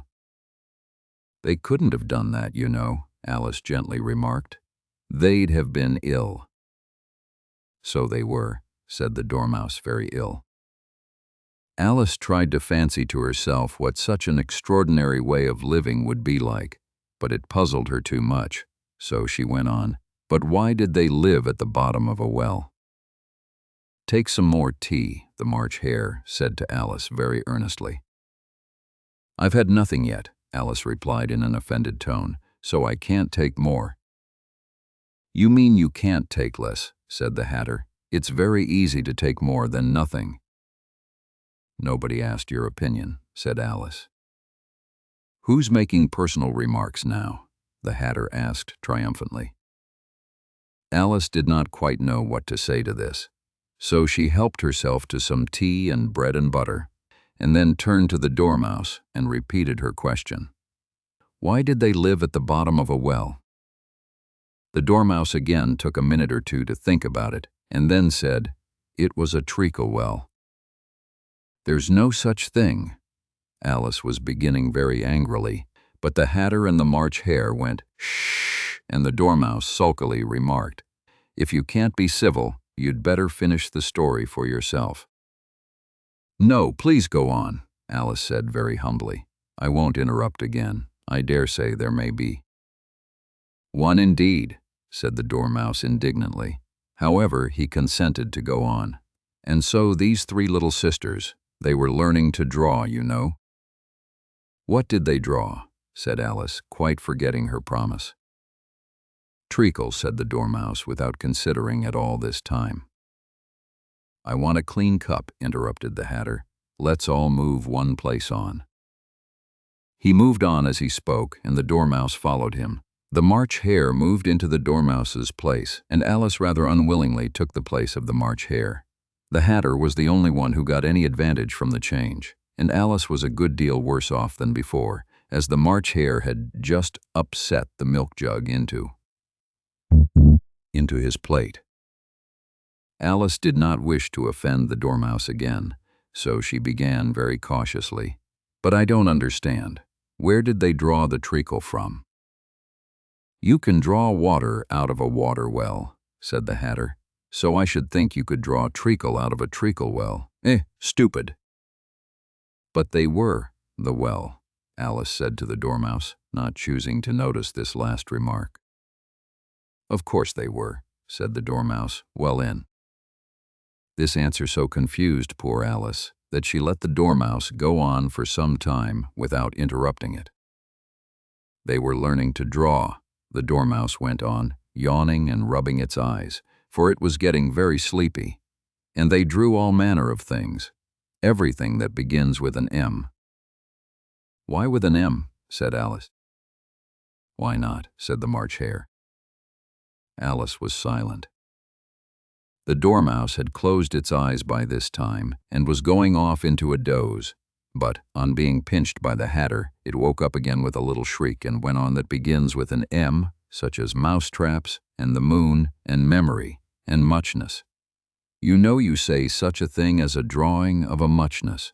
Did you ever see such a thing as a drawing of a muchness?" "Really, now you ask me," said Alice, very much confused. "I don't think." "Then you shouldn't talk," said the Hatter. This piece of rudeness was more than Alice could bear. She got up in great disgust and walked off. The Dormouse fell asleep instant her going, and neither of the others took the least notice of her going, half hoping that they would call after her. The last time she saw them, they were trying to put the Dormouse into the teapot. "At any rate, I'll never go there again," said Alice as she picked her way through the wood. "It's the stupidest tea party I ever was at in all my life." Just as she said this, she noticed that one of the trees had a door leading right into it. "That's very curious," she thought, "but everything's curious today. I think I may as well go in at once." And in she went. Once more she found herself in the long hall and close to the little glass table. "Now I'll manage better this time," she said to herself, and began by taking the little golden key and unlocking the door that led into the garden. Then she went to work nibbling at the mushroom. She had kept a piece of it in her pocket till she was about a foot high. Then she walked down the little passage, and she found herself at last in the beautiful garden, among the bright flower beds and the cool fountains.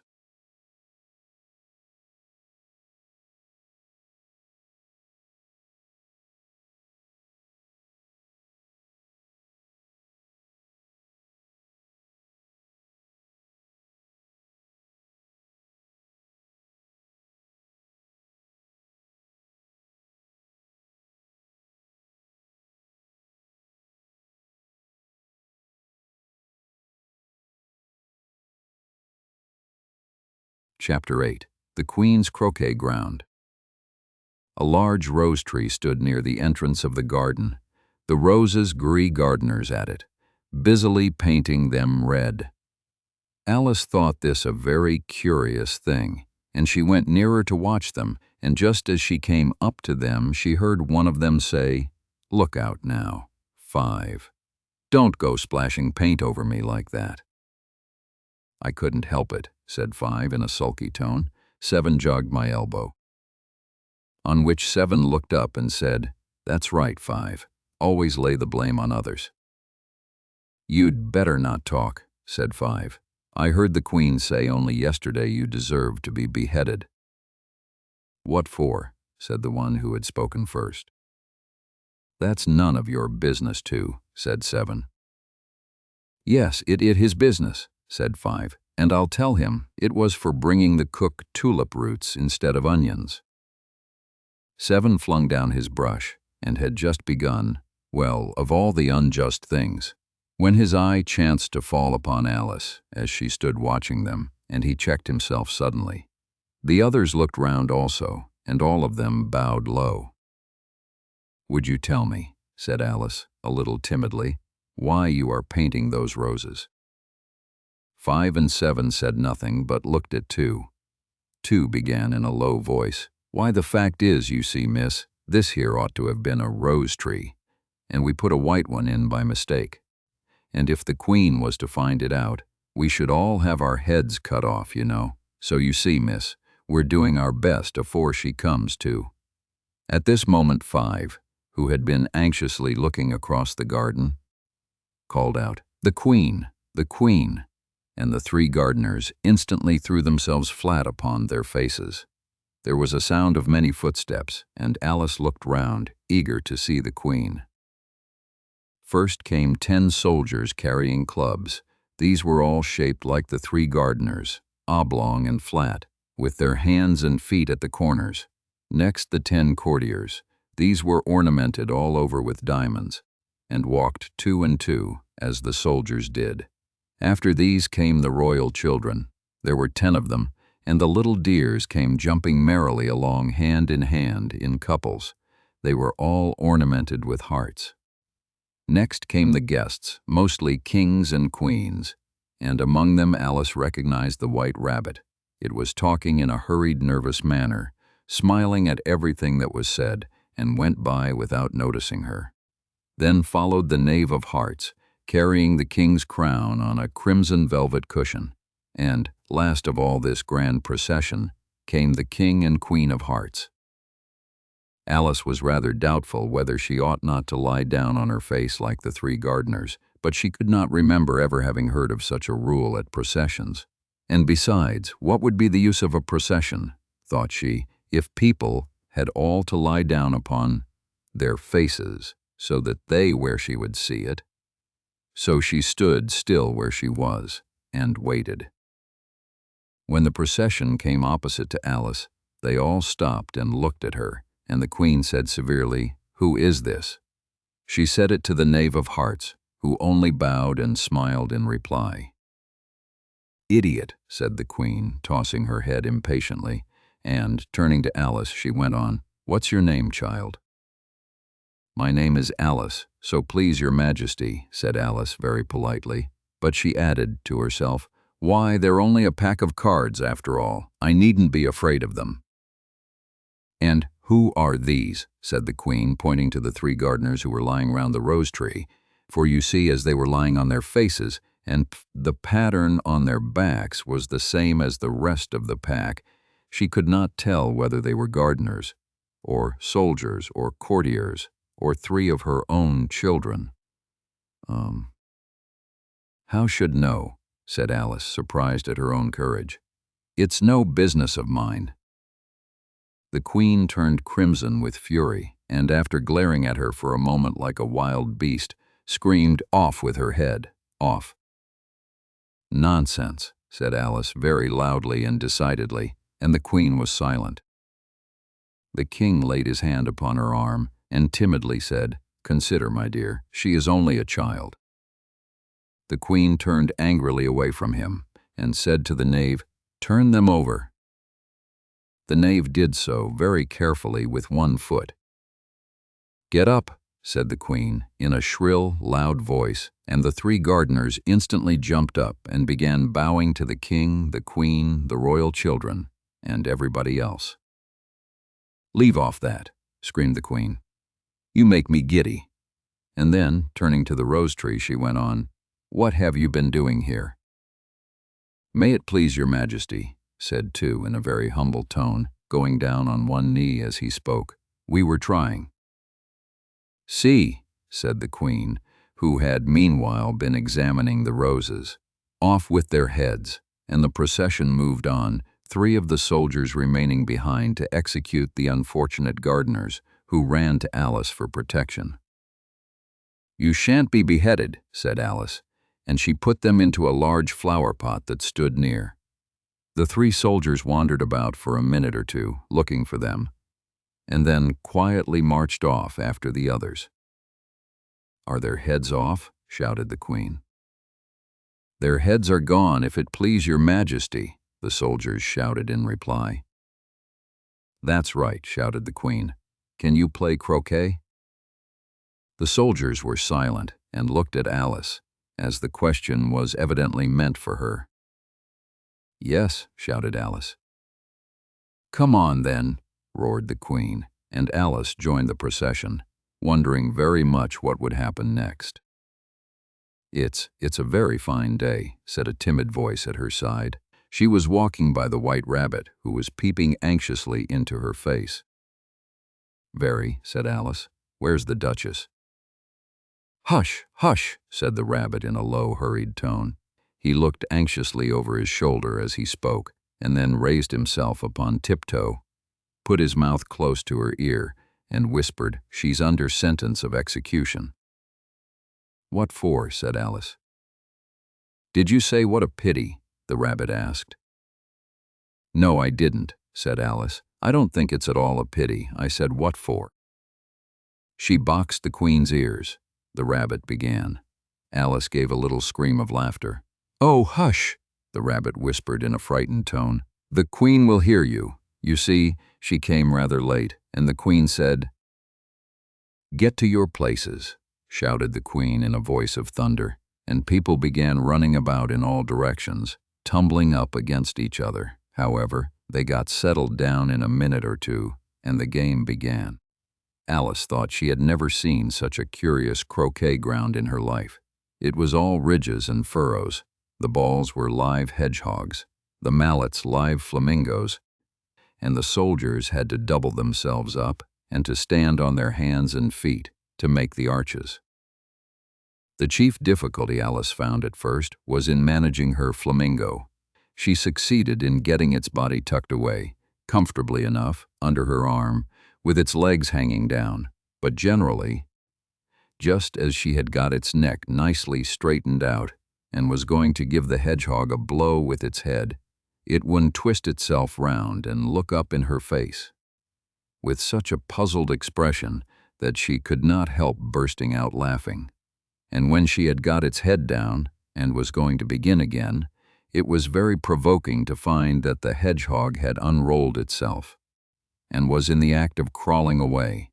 Besides all this, there was generally a ridge or furrow in the way wherever she wanted to send the hedgehog to, and, as the doubled-up soldiers were always getting up and walking off to other parts of the ground, Alice soon came to the conclusion that it was a very difficult game indeed.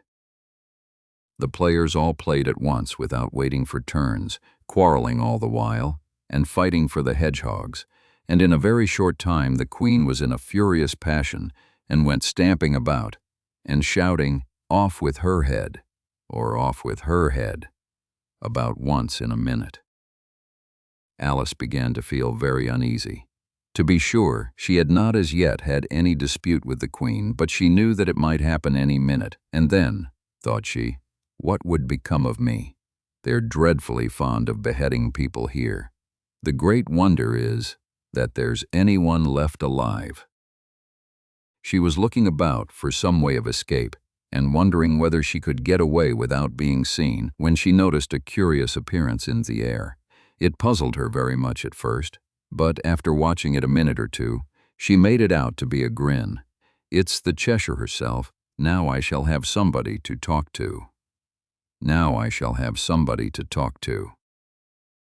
"How are you getting on?" said the cat, as soon as there was mouth enough for it to speak with. Alice waited till the eyes appeared, and then nodded.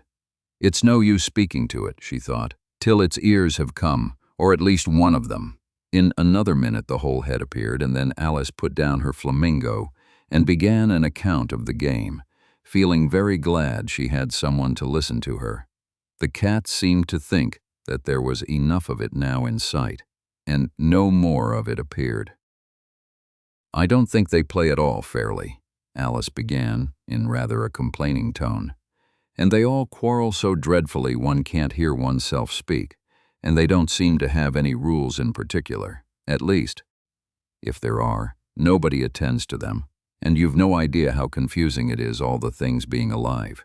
For instance, there's the arch I've got to go through next, walking about at the other end of the ground. And I should have croqueted the Queen's hedgehog just now, only it ran away when it saw mine coming. How do you like the Queen? Said the cat in a low voice. Not at all, said Alice. She's so extremely. Just then she noticed that the Queen was close behind her, listening, so she went on, likely to win, that it's hardly worthwhile finishing the game. The Queen smiled and passed on. Who you talking to? Said the King, going up to Alice and looking at the cat's head with great curiosity. It's a friend of mine, a Cheshire cat, said Alice. Allow me to introduce it. I don't like the look of it at all, said the King. However, it may kiss my hand if it likes. I'd rather not, the cat remarked. Don't be impertinent, said the King, and don't look at me like that. He got behind Alice as he spoke. A cat may look at a king, said Alice. I've read that in some book, but I don't remember where. Well, it must be removed, said the King very decidedly, and he called the Queen, who was passing at the moment. My dear, I wish you would have this cat removed. The Queen had only one way of settling all difficulties, great or small. Off with his head, she said, without even looking round. I'll fetch the executioner myself, said the King eagerly, and he hurried off. Alice thought she might as well go back and see how the game was going on in the distance, screaming with passion. She had already heard her sentence 3 of the players to be executed for having missed their turns, and she did not like the look of things at all. As the game was in search of her turn or not, as the game was in such confusion that she never knew whether it was her turn or not. So, she went in search of her hedgehog. The hedgehog was engaged in a fight with another hedgehog, which seemed to Alice an excellent opportunity for croaking one of them with the other. The only difficulty was that her flamingo was gone across to the other side of the garden, where Alice could see it trying in a helpless sort of way to fly up into a tree. By the time she had caught the flamingo and brought it back, the fight was over, and both the hedgehogs were out of sight. But it doesn't matter much, thought Alice, as all the arches are gone from this side of the ground. So she tucked it away under her arm, that it might not escape again, and went back for a little more conversation with her friend. When she got back to the Cheshire Cat, she was surprised to find quite a large crowd collected round it. There was a dispute going on between the executioner, the King, and the Queen, who were all talking at once, while all the rest were quite silent and looked very uncomfortable. The moment Alice appeared, she was appealed to by all 3 to settle the question, and they repeated their arguments to her, though, as they all spoke at once, she found it very hard indeed to make out exactly what they said. The executioner's argument was that you couldn't cut off a head unless there was a body to cut it off from, that he had never had to do such a thing before, and he wasn't going to begin at his time of life. The King's argument was that anything that had a head could be beheaded, and that you weren't to talk nonsense. The Queen's argument was that if something wasn't done about it, in less than no time she'd have everybody executed, all round. It was this last remark that had made the whole party look so grave and anxious. Alice could think of nothing else to say but "it belongs to the Duchess," You'd better ask her about it." "She's in prison," the queen said to the executioner. "Fetch her here." And the executioner went off like an arrow. The cat's head began fading away the moment he was gone, and by the time he had come back with the Duchess, it had entirely disappeared. So the king and the executioner ran wildly up and down looking for it, while the rest of the party went back to the game.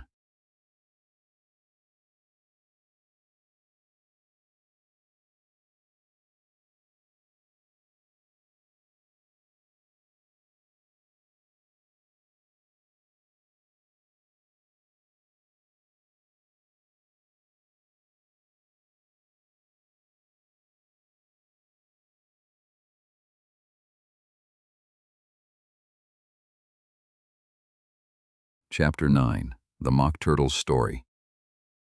"You can't think how glad I am to see you again, you dear old thing," said the Duchess, as she tucked her arm affectionately into Alice's, and they walked off together.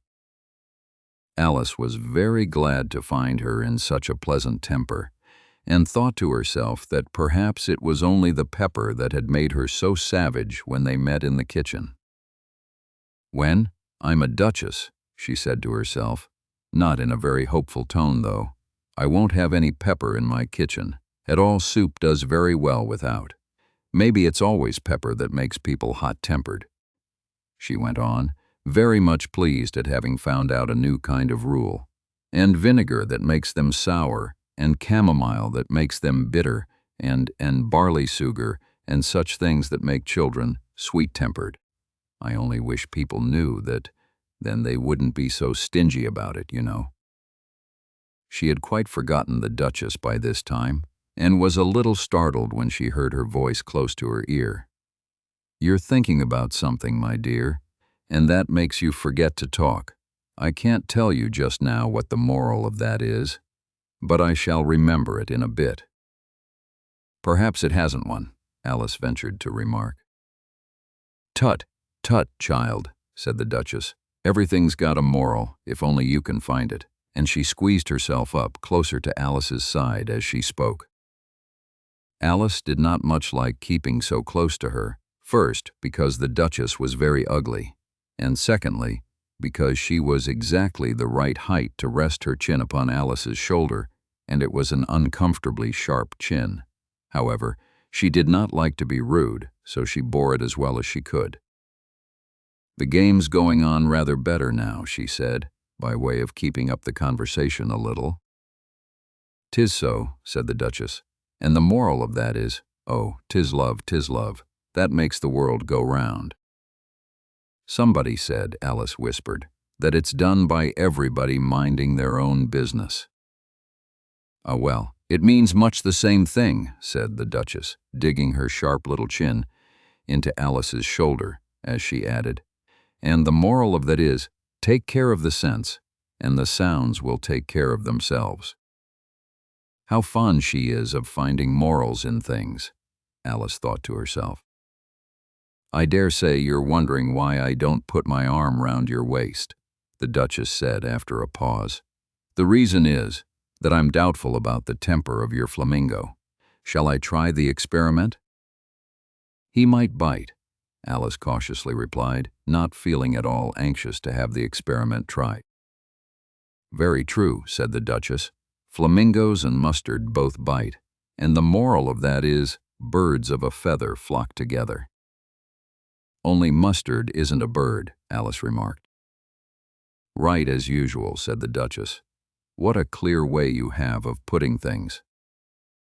"It's a mineral, I think," said Alice. "Of course it is," said the Duchess, who seemed ready to agree to everything that Alice said.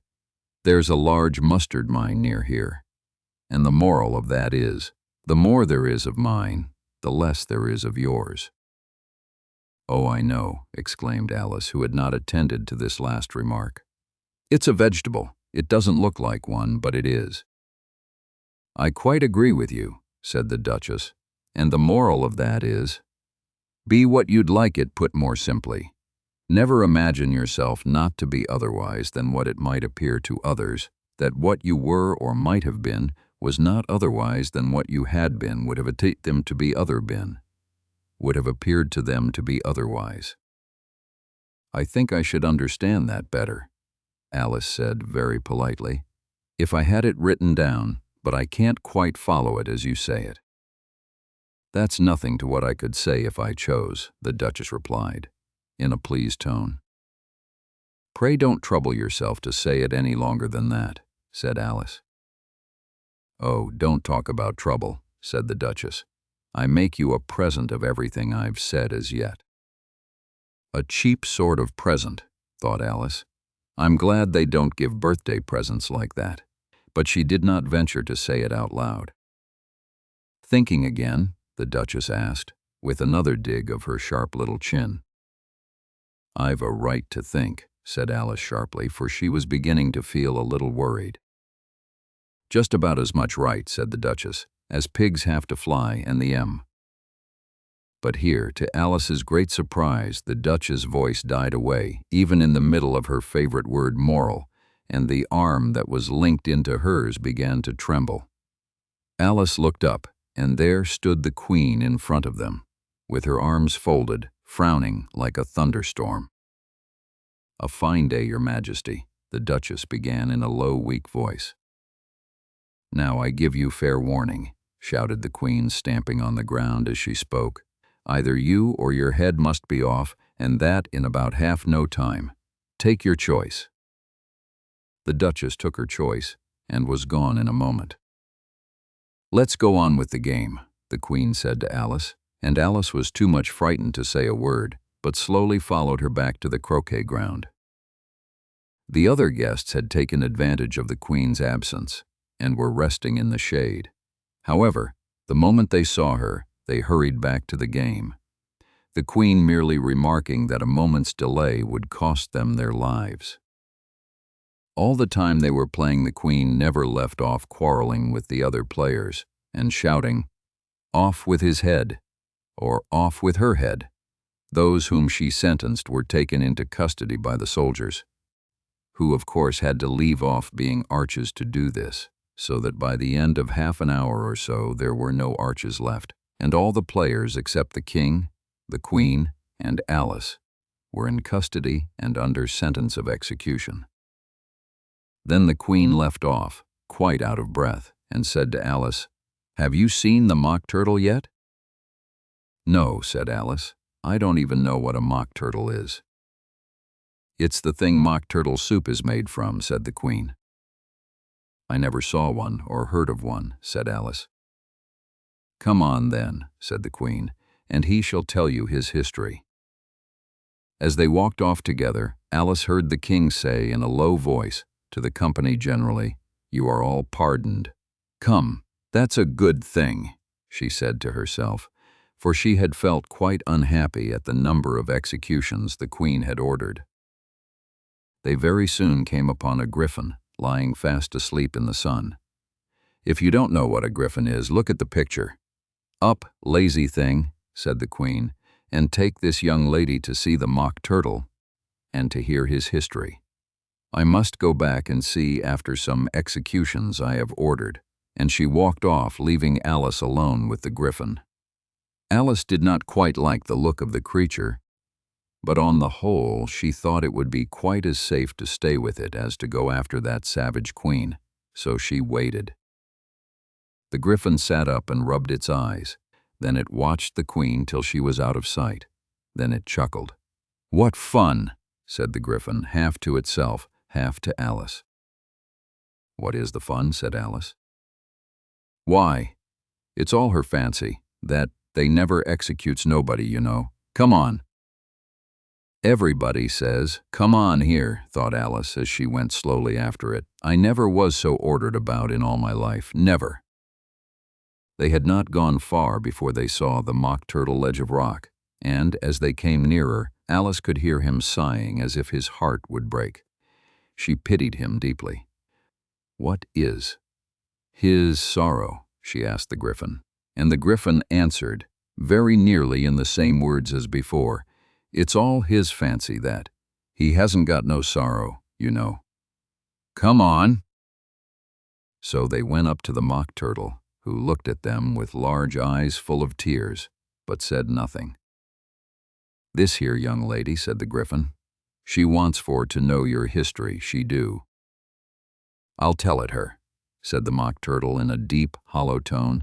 "Sit down, both of you, and don't speak a word till I've finished." So they sat down, and nobody spoke for some minutes. Alice thought to herself, "I don't see how he can ever finish if he doesn't begin," but she waited patiently. "Once," said the Mock Turtle at last with a deep sigh, "I was a real turtle." These words were followed by a very long silence, broken only by an occasional exclamation of from the Gryphon and the constant heavy sobbing of the Mock Turtle. Alice was very nearly getting up and saying, "Thank you, sir, for your interesting story," but she could not help thinking there must be more to come. So she sat still and said nothing. "When we were little," the Mock Turtle went on at last more calmly, though still sobbing a little now and then, "we went to school in the sea. The master was an old turtle. We used to call him Tortoise." "Why did you call him Tortoise if he wasn't one?" Alice asked. "We called him Tortoise because he taught us," said the Mock Turtle angrily. "Really, you are very dull." "You ought to be ashamed of yourself for asking such a simple question," added the Gryphon, and then they both sat silent and looked at poor Alice, who felt ready to sink into the earth. At last the Gryphon said to the Mock Turtle, "Drive on, old fellow. Don't be all day about it." And he went on in these words, "Yes, we went to school in the sea, though you mayn't believe it." "I never said I didn't," interrupted Alice. "You did," said the Mock Turtle. "Hold your tongue," added the Gryphon, before Alice could speak again. The Mock Turtle went on. "We had the best of educations. In fact, we went to school every day." "I've been to a day school, too," said Alice. "You needn't be so proud as all that." "With extras?" asked the Mock Turtle a little anxiously. "Yes," said Alice. "We learned French and music." "And washing?" said the Mock Turtle. "Certainly not," said Alice indignantly. "Ah, then yours wasn't a really good school," said the Mock Turtle in a tone of great relief. Now they had at the end of the bill, French, music, and washing extra. "You couldn't have wanted it much," said Alice. "Living at the bottom of the sea." "I couldn't afford to learn it," said the Mock Turtle with a sigh. "I only took the regular course." "What was that?" inquired Alice. "Reeling and writhing, of course, to begin with," the Mock Turtle replied. "And then the different branches of arithmetic, ambition, distraction, euglification, and derision." "I never heard of euglification," Alice ventured to say. "What is it?" The Gryphon lifted up both its paws in surprise. "What? Never heard of uglifying," it exclaimed. "You know what to beautify is, I suppose?" "Yes," said Alice doubtfully. "It means to make anything prettier." "Well then," the Gryphon went on, "if you don't know what to uglify is, you a simpleton." Alice did not feel encouraged to ask any more questions about it, so she turned to the Mock Turtle and said, "What else had you to learn?" "Well, there was mystery," the Mock Turtle replied, counting off the subjects on his flappers. "Mystery, ancient and modern, with seaography. Then drawling. The drawling master was an old conger eel that used to come once a week. He taught us drawling, stretching, and fainting in coils." "What was that like?" said Alice. "Well, I can't show it you myself," the Mock Turtle said. "I'm too stiff, and the Gryphon never learnt it." "Hadn't time," said the Gryphon. "I went to the classics master, though. He was an old crab. Was." "I never went to him," the Mock Turtle said with a sigh. "He taught laughing and grief, they used to say." So he did," said the Gryphon, sighing in his turn, and both creatures hid their faces in their paws. "And how many hours a day did you do lessons?" said Alice, in a hurry to change the subject. 10 hours the first day," said the Mock Turtle, 9 the next, and so on. "What a curious plan," exclaimed Alice. "That's the reason they're called lessons," the Griffin remarked, "because they lessen from day to day." This was quite a new idea to Alice, and she thought it over a little before she made her next remark. "Then the 11th day must have been a holiday." "Of course it was," said the Mock Turtle. "And how did you manage on the 12th?" Alice went on eagerly.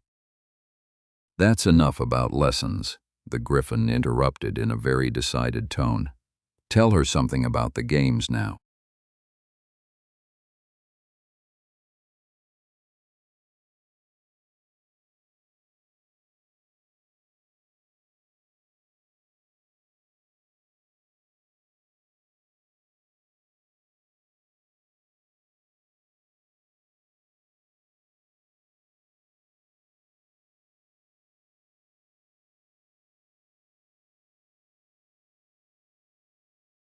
Chapter 10. The Lobster Quadrille. The Mock Turtle sighed deeply and drew the back of one flapper across his eyes. He looked at Alice and tried to speak, but for a minute or two sobs choked his voice. "Same as if he had a bone in his throat," said the Griffin, and it set to work shaking him and punching him in the back. At last the Mock Turtle recovered his voice, and, with tears running down his cheeks, he went on again. "You may not have lived much under the sea." "I haven't," said Alice, "and perhaps you were never even introduced to a lobster." Alice began to say, "I once tasted," but checked herself hastily and said, "No, never." "So you can have no idea what a delightful thing a lobster quadrille is." "No, indeed," said Alice. "What sort of a dance is it?" "Why," said the Griffin, "you first form into a line along the seashore." "Two lines," cried the Mock Turtle. "Seals, turtles, salmon, and so on. Then when you've cleared all the jellyfish out of the way." "That generally takes some time," interrupted the Griffin. "You advance twice." "Each with a lobster as a partner," cried the Griffin. "Of course," the Mock Turtle said, "advance twice, set to partners." "Change lobsters and retire in same order," continued the Griffin. "Then you know," the Mock Turtle went on, "you throw the lobsters," shouted the Griffin with a bound into the air, "as far out to sea as you can." "Swim after them," screamed the Griffin. "Turn a somersault in the sea," cried the Mock Turtle, capering wildly about. "Change lobsters again," yelled the Griffin at the top of its voice. "Back to land again, and that's all the first figure," said the Mock Turtle, suddenly dropping his voice. And the two creatures, who had been jumping about like mad things all this time, sat down again very sadly and quietly, and looked at Alice. "It must be a very pretty dance," said Alice timidly. "Would you like to see a little of it?" said the Mock Turtle. "Very much indeed," said Alice. "Come, let's try the first figure," said the Mock Turtle to the Griffin. "We can do without lobsters, you know. Which shall sing?" "Oh, you sing," said the Griffin. "I've forgotten the words." So they began solemnly dancing round and round Alice, every now and then treading on her toes when they passed too close, and waving their forepaws to mark the time, while the Mock Turtle sang this, very slowly and sadly. "Will you walk a little faster?" said a whiting to a snail. "And he's treading on my tail. See how eagerly the lobsters and the turtles all advance. They are waiting on the shingle. Will you come and join the dance? Will you, won't you? Will you, won't you? Will you join the dance? Will you, won't you? Will you, won't you join the dance?" You can really have no notion how delightful it will be when they take us up and throw us with the lobsters out to sea. But the snail replied, "Too far," and gave a look askance. Said he thanked the whiting kindly, but he would not join the dance. Would not, could not, would not. Could not, would not join the dance. Would not, could not, would not, could not join the dance. "What matters it how far we go?" his scaly friend replied. There is another shore, you know, upon the other side. The further off from England, the nearer is to France. Then turn not pale, beloved snail, but come and join the dance. Will you, won't you, will you, won't you, will you join the dance? Will you, won't you, will you, won't you join the dance? Thank you. It's a very interesting dance to watch, said Alice, feeling very glad that it was over at last, and I do so like that curious song about the whiting. Oh, as to the whiting, said the Mock Turtle, you've seen them, of course. Yes, said Alice, I've often seen them at Din. She checked herself hastily. I don't know where Din may be, said the Mock Turtle, but if you've seen them so often, of course you know what they're like. I believe so, Alice replied thoughtfully. They have their tails in their mouths, and they're all over crumbs. You're wrong about the crumbs, said the Mock Turtle. Crumbs would all wash off in the sea, but they have their tails in their mouths, and the reason is, here the Mock Turtle yawned and shut his eyes. Tell her about the reason and all that, he said to the Griffin. The reason is, said the Griffin, that they would go with the lobsters to the dance. So they got thrown out to sea, so they had to fall a long way, so they got their tails fast in their mouths, so they couldn't get them out again. That's all. Thank you, said Alice. It's very interesting. I never knew so much about a whiting before. I can tell you more than that if you like, said the Griffin. Do you know why it's called a whiting? I never thought about it, said Alice. Why? It does the boots and shoes, the Griffin replied very solemnly. Alice was thoroughly puzzled. Does the boots and shoes, she repeated in a wondering tone. Why, what are your shoes done with? Said the Griffin. I mean, what makes them so shiny? Alice looked down at them and considered a little before she gave her answer. They're done with blacking, I believe. Boots and shoes under the sea, the Griffin went on in a deep voice, are done with a whiting, now you know. And what are they made of? Alice asked in a tone of great curiosity. Soles and eels, of course, the Griffin replied rather impatiently. Any shrimp could have told you that. If I'd been the whiting, said Alice, whose thoughts were still running on the song, I'd have said to the porpoise, keep back, please. We don't want you with us. They were obliged to have him with them, the Mock Turtle said. No wise fish would go anywhere without a porpoise.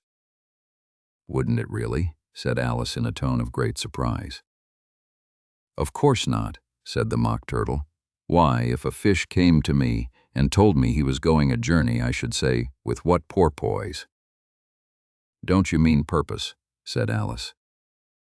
I mean what I say, the Mock Turtle replied in an offended tone, and the Griffin added, come, let's hear some of your adventures. I could tell you my adventures, beginning from this morning, said Alice a little timidly. But it's no use going back to yesterday because I was a different person then. Explain all that, said the Mock Turtle.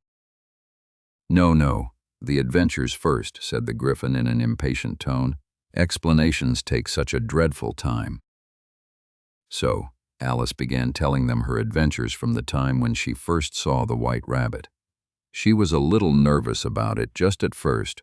The two creatures got so close to her, one on each side, and opened their eyes and mouths so very wide, but she gained courage as she went on.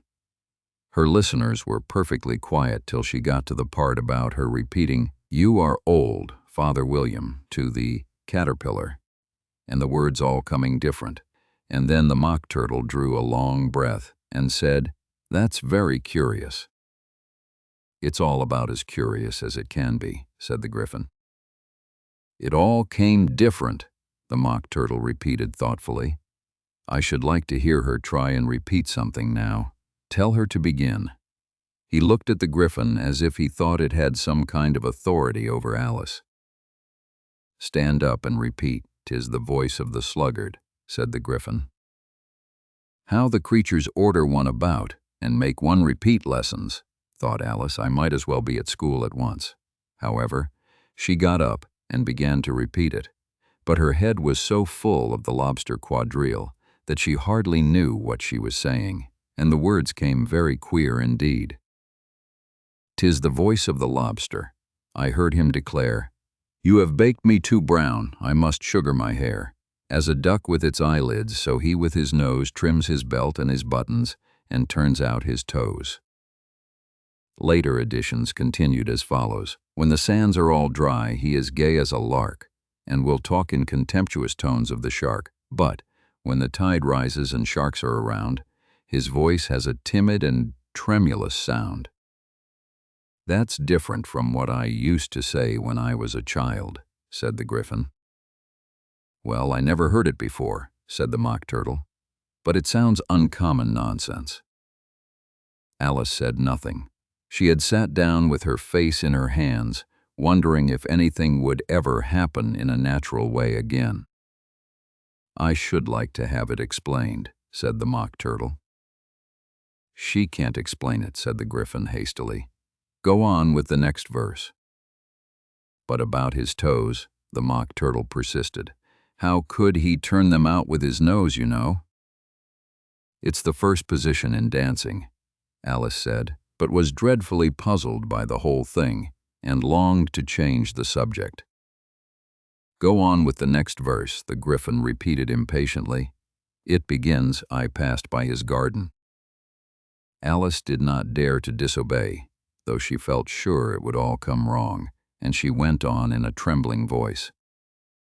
"I passed by his garden and marked, with one eye, how the owl and the panther were sharing a pie." Later editions continued as follows. "The panther took pie crust, while the owl had the dish as its share of the treat. When the pie was all finished, the owl, as a boon, was kindly permitted to pocket the spoon, while the panther received knife and fork with a growl, and concluded the banquet." "What the use of repeating all that stuff?" the Mock Turtle interrupted. "If you don't explain it as you go on, it's by far the most confusing thing ever heard." "Yes, I think you'd better leave off," said the Gryphon, and Alice was only too glad to do so. "Shall we try another figure of the lobster quadrille?" the Gryphon went on. "Or would you like the Mock Turtle to sing you a song?" "Oh, a song, please, if the Mock Turtle would be so kind," Alice replied, so eagerly that the Gryphon said, in a rather offended tone, "No accounting for tastes. Sing her turtle soup, will you, old fellow?" The Mock Turtle sighed deeply and began, in a voice sometimes choked with sobs, to sing this. "Beautiful soup, so rich and green, waiting in a hot tureen. Soup of the evening, beautiful soup. Soup of the evening, beautiful soup. Bo, ootiful soo-oop. Bo, ootiful soo-oop. Soo-oop of the evening. Beautiful, beautiful soup." Beautiful soup. Who cares for fish, game, or any other dish? Who would not give all else for toop any worth only of beautiful soup? Bo, ootiful soo-oop. Bo, ootiful soo-oop. Soo-oop of the evening. Beautiful, beauty, full soup. "Chorus again," cried the Gryphon, and the Mock Turtle had just begun to repeat it when a cry of the trial's beginning was heard in the distance. "Come on," cried the Gryphon, and taking Alice by the hand, it hurried off without waiting for the end of the song. "What trial is it?" Alice panted as she ran, but the Gryphon only answered, "Come on," and ran the faster, while more and more faintly came, carried on the breeze that followed them, the melancholy words. "Soo-oop of the evening, beautiful, beautiful soup."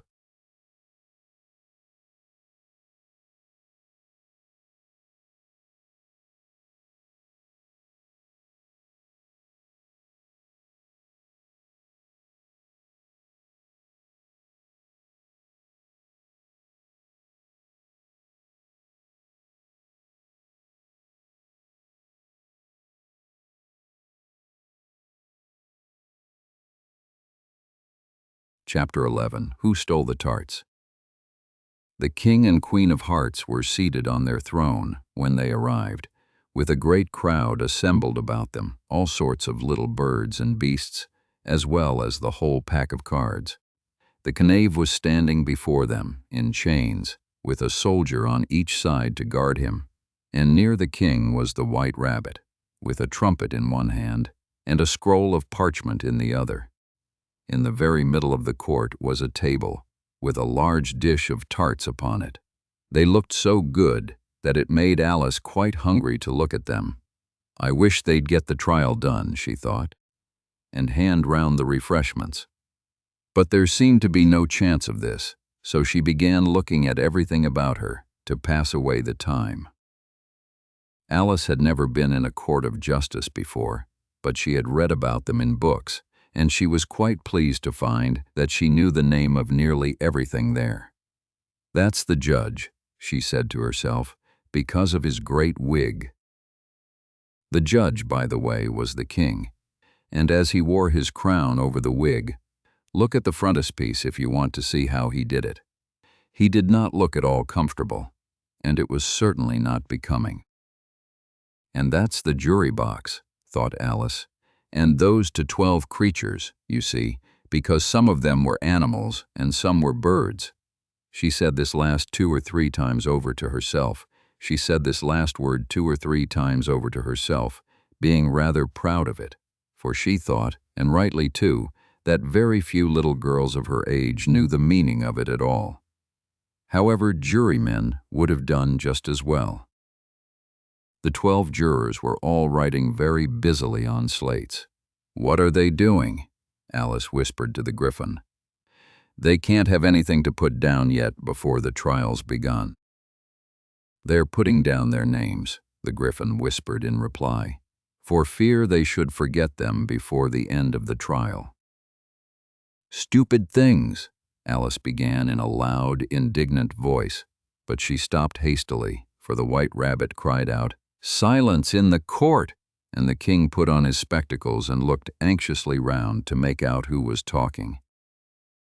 Alice could see, as well as if she were looking over their shoulders, that all the jurors were writing down stupid things on their slates, and she could even make out that one of them didn't know how to spell stupid, and that he had to ask his neighbor to tell him. "A nice muddle, their slates. 'Ull be in before the trial's over," thought Alice. One of the jurors had a pencil that squeaked. This, of course, Alice could not stand, and she went round the court and got behind him, and very soon found an opportunity of taking it away. She did it so quickly that the poor little juror, it was Bill, the lizard, could not make out at all what had become of it. So, after hunting all about for it, he was obliged to write with one finger for the rest of the day, and this was of very little use, as it left no mark on the slate. "Herald, read the accusation," said the king. On this the white rabbit blew 3 blasts on the trumpet, and then unrolled the parchment scroll and read as follows. "The Queen of Hearts, she made some tarts. All on a summer day, the Knave of Hearts, he stole those tarts, and took them quite away." "Consider your verdict," the king said to the jury. "Not yet, not yet," the rabbit hastily interrupted. "There's a great deal to come before that." "Call the first witness," said the king, and the white rabbit blew 3 blasts on the trumpet and called out, "First witness." The first witness was the Hatter. He came in with a teacup in one hand and a piece of bread and butter in the other. "I beg pardon, Your Majesty," he began, "for bringing these in, but I hadn't quite finished my tea when I was sent for." "You ought to have finished," said the king. "When did you begin?" The Hatter looked at the March Hare, who had followed him into the court, arm in arm with the Dormouse. 14th of March, I think it was," he said. 15th, said the March Hare. 16th, added the Dormouse. "Write that down," the king said to the jury, and the jury eagerly wrote down all 3 dates on their slates, and then added them up and reduced the answer to shillings and pence. "Take off your hat," the king said to the Hatter. "It isn't mine," said the Hatter. "Stolen," the king exclaimed, turning to the jury, who instantly made a memorandum of the fact. "I keep them to sell," the Hatter added as an explanation. "I've none of my own. I'm a Hatter." Here the Queen put on her spectacles and began staring at the Hatter, who turned pale and fidgeted. "Give your evidence," said the King, "and don't be nervous, or I'll have you executed on the spot." This did not seem to encourage the witness at all. He kept shifting from one foot to the other, looking uneasily at the Queen, and in his confusion, he bit a large piece out of his teacup instead of the bread and butter. Just at this moment, Alice felt a very curious sensation which puzzled her a good deal until she made out what it was. She was beginning to grow larger again, and she thought at first she would get up and leave the court. But on second thoughts, she decided to remain where she was as long as there was room for her. "I wish you wouldn't squeeze so," said the Dormouse, who was sitting next to her. "I can hardly breathe." "I can't help it," said Alice very meekly. "I'm growing." "You've no right to grow here," said the Dormouse. "Don't talk nonsense," said Alice more boldly. "You know you're growing too." "Yes, but grow at a reasonable pace," said the Dormouse, "not in that ridiculous fashion." And he got up very sulkily and crossed over to the other side of the court. All this time the Queen had never left off staring at the Hatter, and just as the Dormouse crossed the court, she said to one of the officers of the court, "Bring me the list of the singers in the last concert," on which the wretched Hatter trembled so that he shook both his shoes off. "Give your evidence," the King repeated angrily, "or I'll have you executed, whether you're nervous or not." "I'm a poor man, Your Majesty," the Hatter began in a trembling voice, "and I hadn't begun my tea, not above a week or so, and what with the bread and butter getting so thin and the twinkling of the tea." "The twinkling of the what?" said the King. "It began with the tea," the Hatter replied. "Of course twinkling begins with a T," said the King sharply. "Do you take me for a dunce? Go on." "I'm a poor man," the Hatter went on, and most things twinkled after that, only the March Hare said. "I didn't," the March Hare interrupted in a great hurry. "You did," said the Hatter. "I deny it," said the March Hare. "He denies it," said the King. "Leave out that part." "Well, at any rate," the Dormouse said. The Hatter went on, looking anxiously round to see if he would deny it too.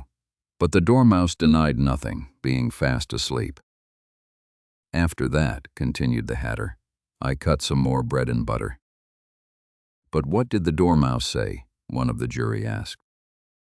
"That I can't remember," said the Hatter. "You must remember," remarked the King, "or I'll have you executed."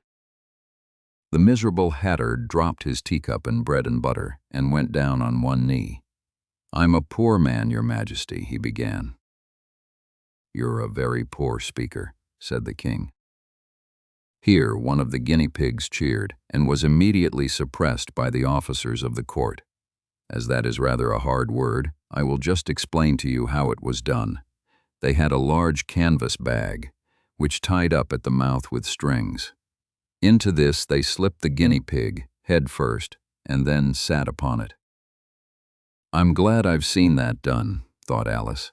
"I've so often read in the newspapers, at the end of trials, there was some attempts at applause which was immediately suppressed by the officers of the court, and I never understood what it meant till now." "If that's all you know about it, you may stand down," continued the King. "I can't go no lower," said the Hatter. "I'm on the floor as it is." "Then you may sit down," the King replied. Here the other guinea pig cheered and was suppressed. "Come, that finished the guinea pigs," thought Alice. "Now we shall get on better." "I'd rather finish my tea," said the Hatter, with an anxious look at the Queen, who was reading the list of singers. "You may go," said the King, and the Hatter hurriedly left the court without even waiting to put his shoes on. and just take his head off outside," the Queen added to one of the officers. But the Hatter was out of sight before the officer could get to the door. "Call the next witness," said the King. The next witness was the Duchess's cook. She carried the pepper box in her hand, and Alice guessed who it was even before she got into the court, by the way the people near the door began sneezing all at once. "Give your evidence," said the King. "Shan't," said the cook. The King looked anxiously at the White Rabbit, who said in a low voice, "Your Majesty must cross-examine this witness." "Well, if I must, I must," the King said with a melancholy air, and after folding his arms and frowning at the cook till his eyes were nearly out of sight, he said in a deep voice, "What are tarts made of?" "Pepper mostly," said the cook. "Treacle," said a sleepy voice behind her. "Collar that dormouse," the Queen shrieked out. "Behead that dormouse. Turn that dormouse out of court. Suppress him. Pinch him. Off with his whiskers." For some minutes the whole court was in confusion, getting the dormouse turned out, and by the time they had settled down again, the cook had disappeared. "Never mind," said the King, with an air of great relief. "Call the next witness," and he added in an undertone to the Queen, "Really, my dear, you must cross-examine the next witness. It quite makes my forehead ache." Alice watched the White Rabbit as he fumbled over the list, feeling very curious to see what the witness would be like, "for they haven't got much evidence yet," she said to herself. Imagine her surprise when the White Rabbit read out, at the top of his shrill little voice, the name Alice. Yes.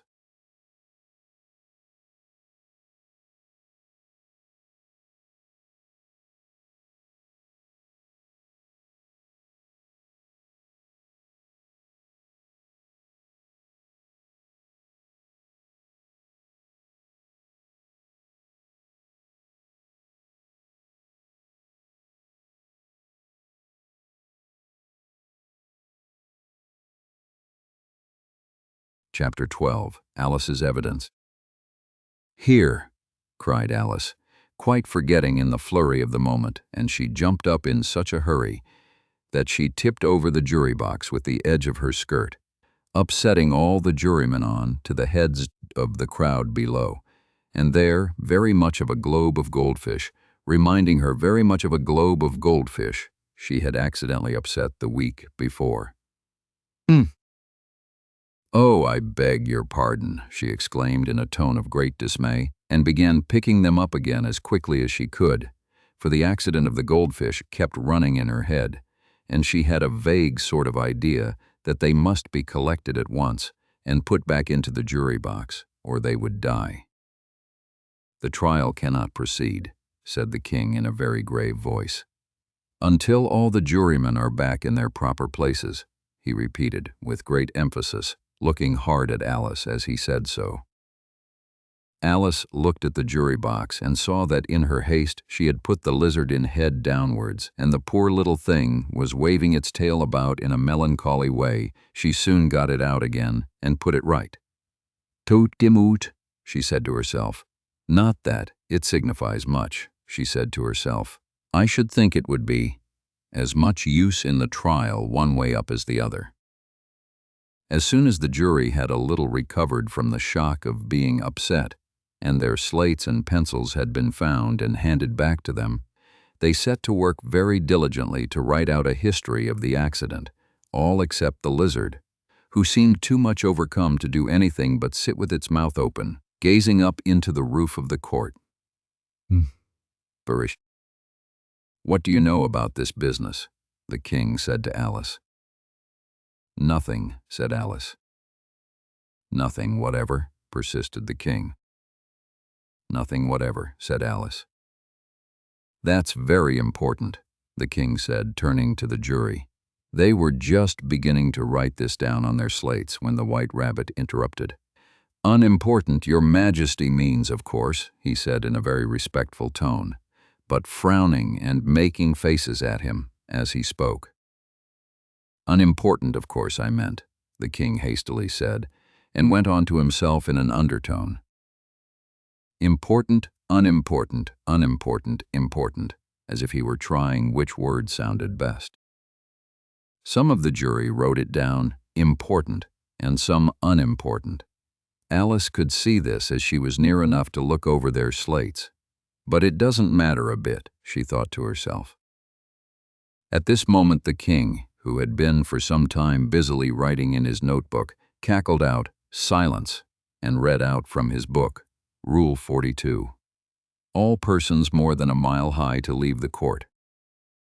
Everybody looked at Alice. "I'm not a mile high," said Alice. "You are," said the king. "Nearly 2 miles high," added the queen. "Well, I shan't go at any rate," said Alice. "Besides, that's not a regular rule. You invented it just now." "It's the oldest rule in the book," said the king. "Then it ought to be number 1, said Alice. The king turned pale and shut his notebook hastily. "Consider your verdict," he said to the jury in a low, trembling voice. "There's more evidence to come yet, please your majesty," said the White Rabbit, jumping up in a great hurry.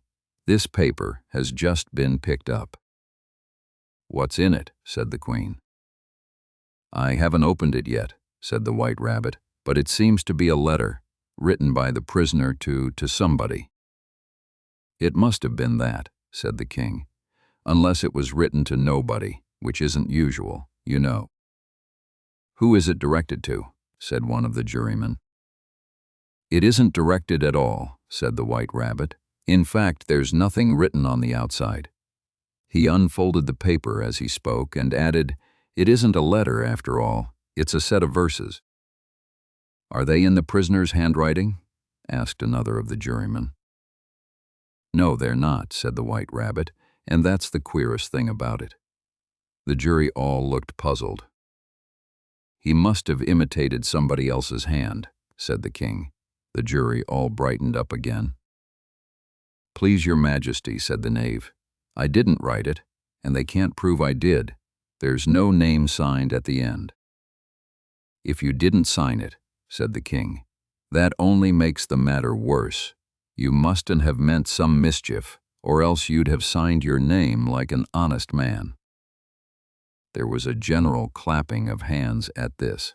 It was the first really clever thing the king had said that day. "That prove his guilt," said the queen. "It proves nothing of the sort," said Alice. "Why, you don't even know what they're about." "Read them," said the king. The White Rabbit put on his spectacles. "Where shall I begin, please your majesty?" he asked. "Begin at the beginning," the king said gravely, "and go on till you come to the end, then stop." These were the verses the White Rabbit read. "They told me you had been to her and mentioned me to him. She gave me a good character, but said I could not swim. He sent them word I had not gone. We know it to be true. If she should push the matter on, what would become of you? I gave her 1, they gave him 2, you gave us 3 or more. They all returned from him to you, though they were mine before. If I or she should chance to be involved in this affair, he trusts to you to set them free, exactly as we were.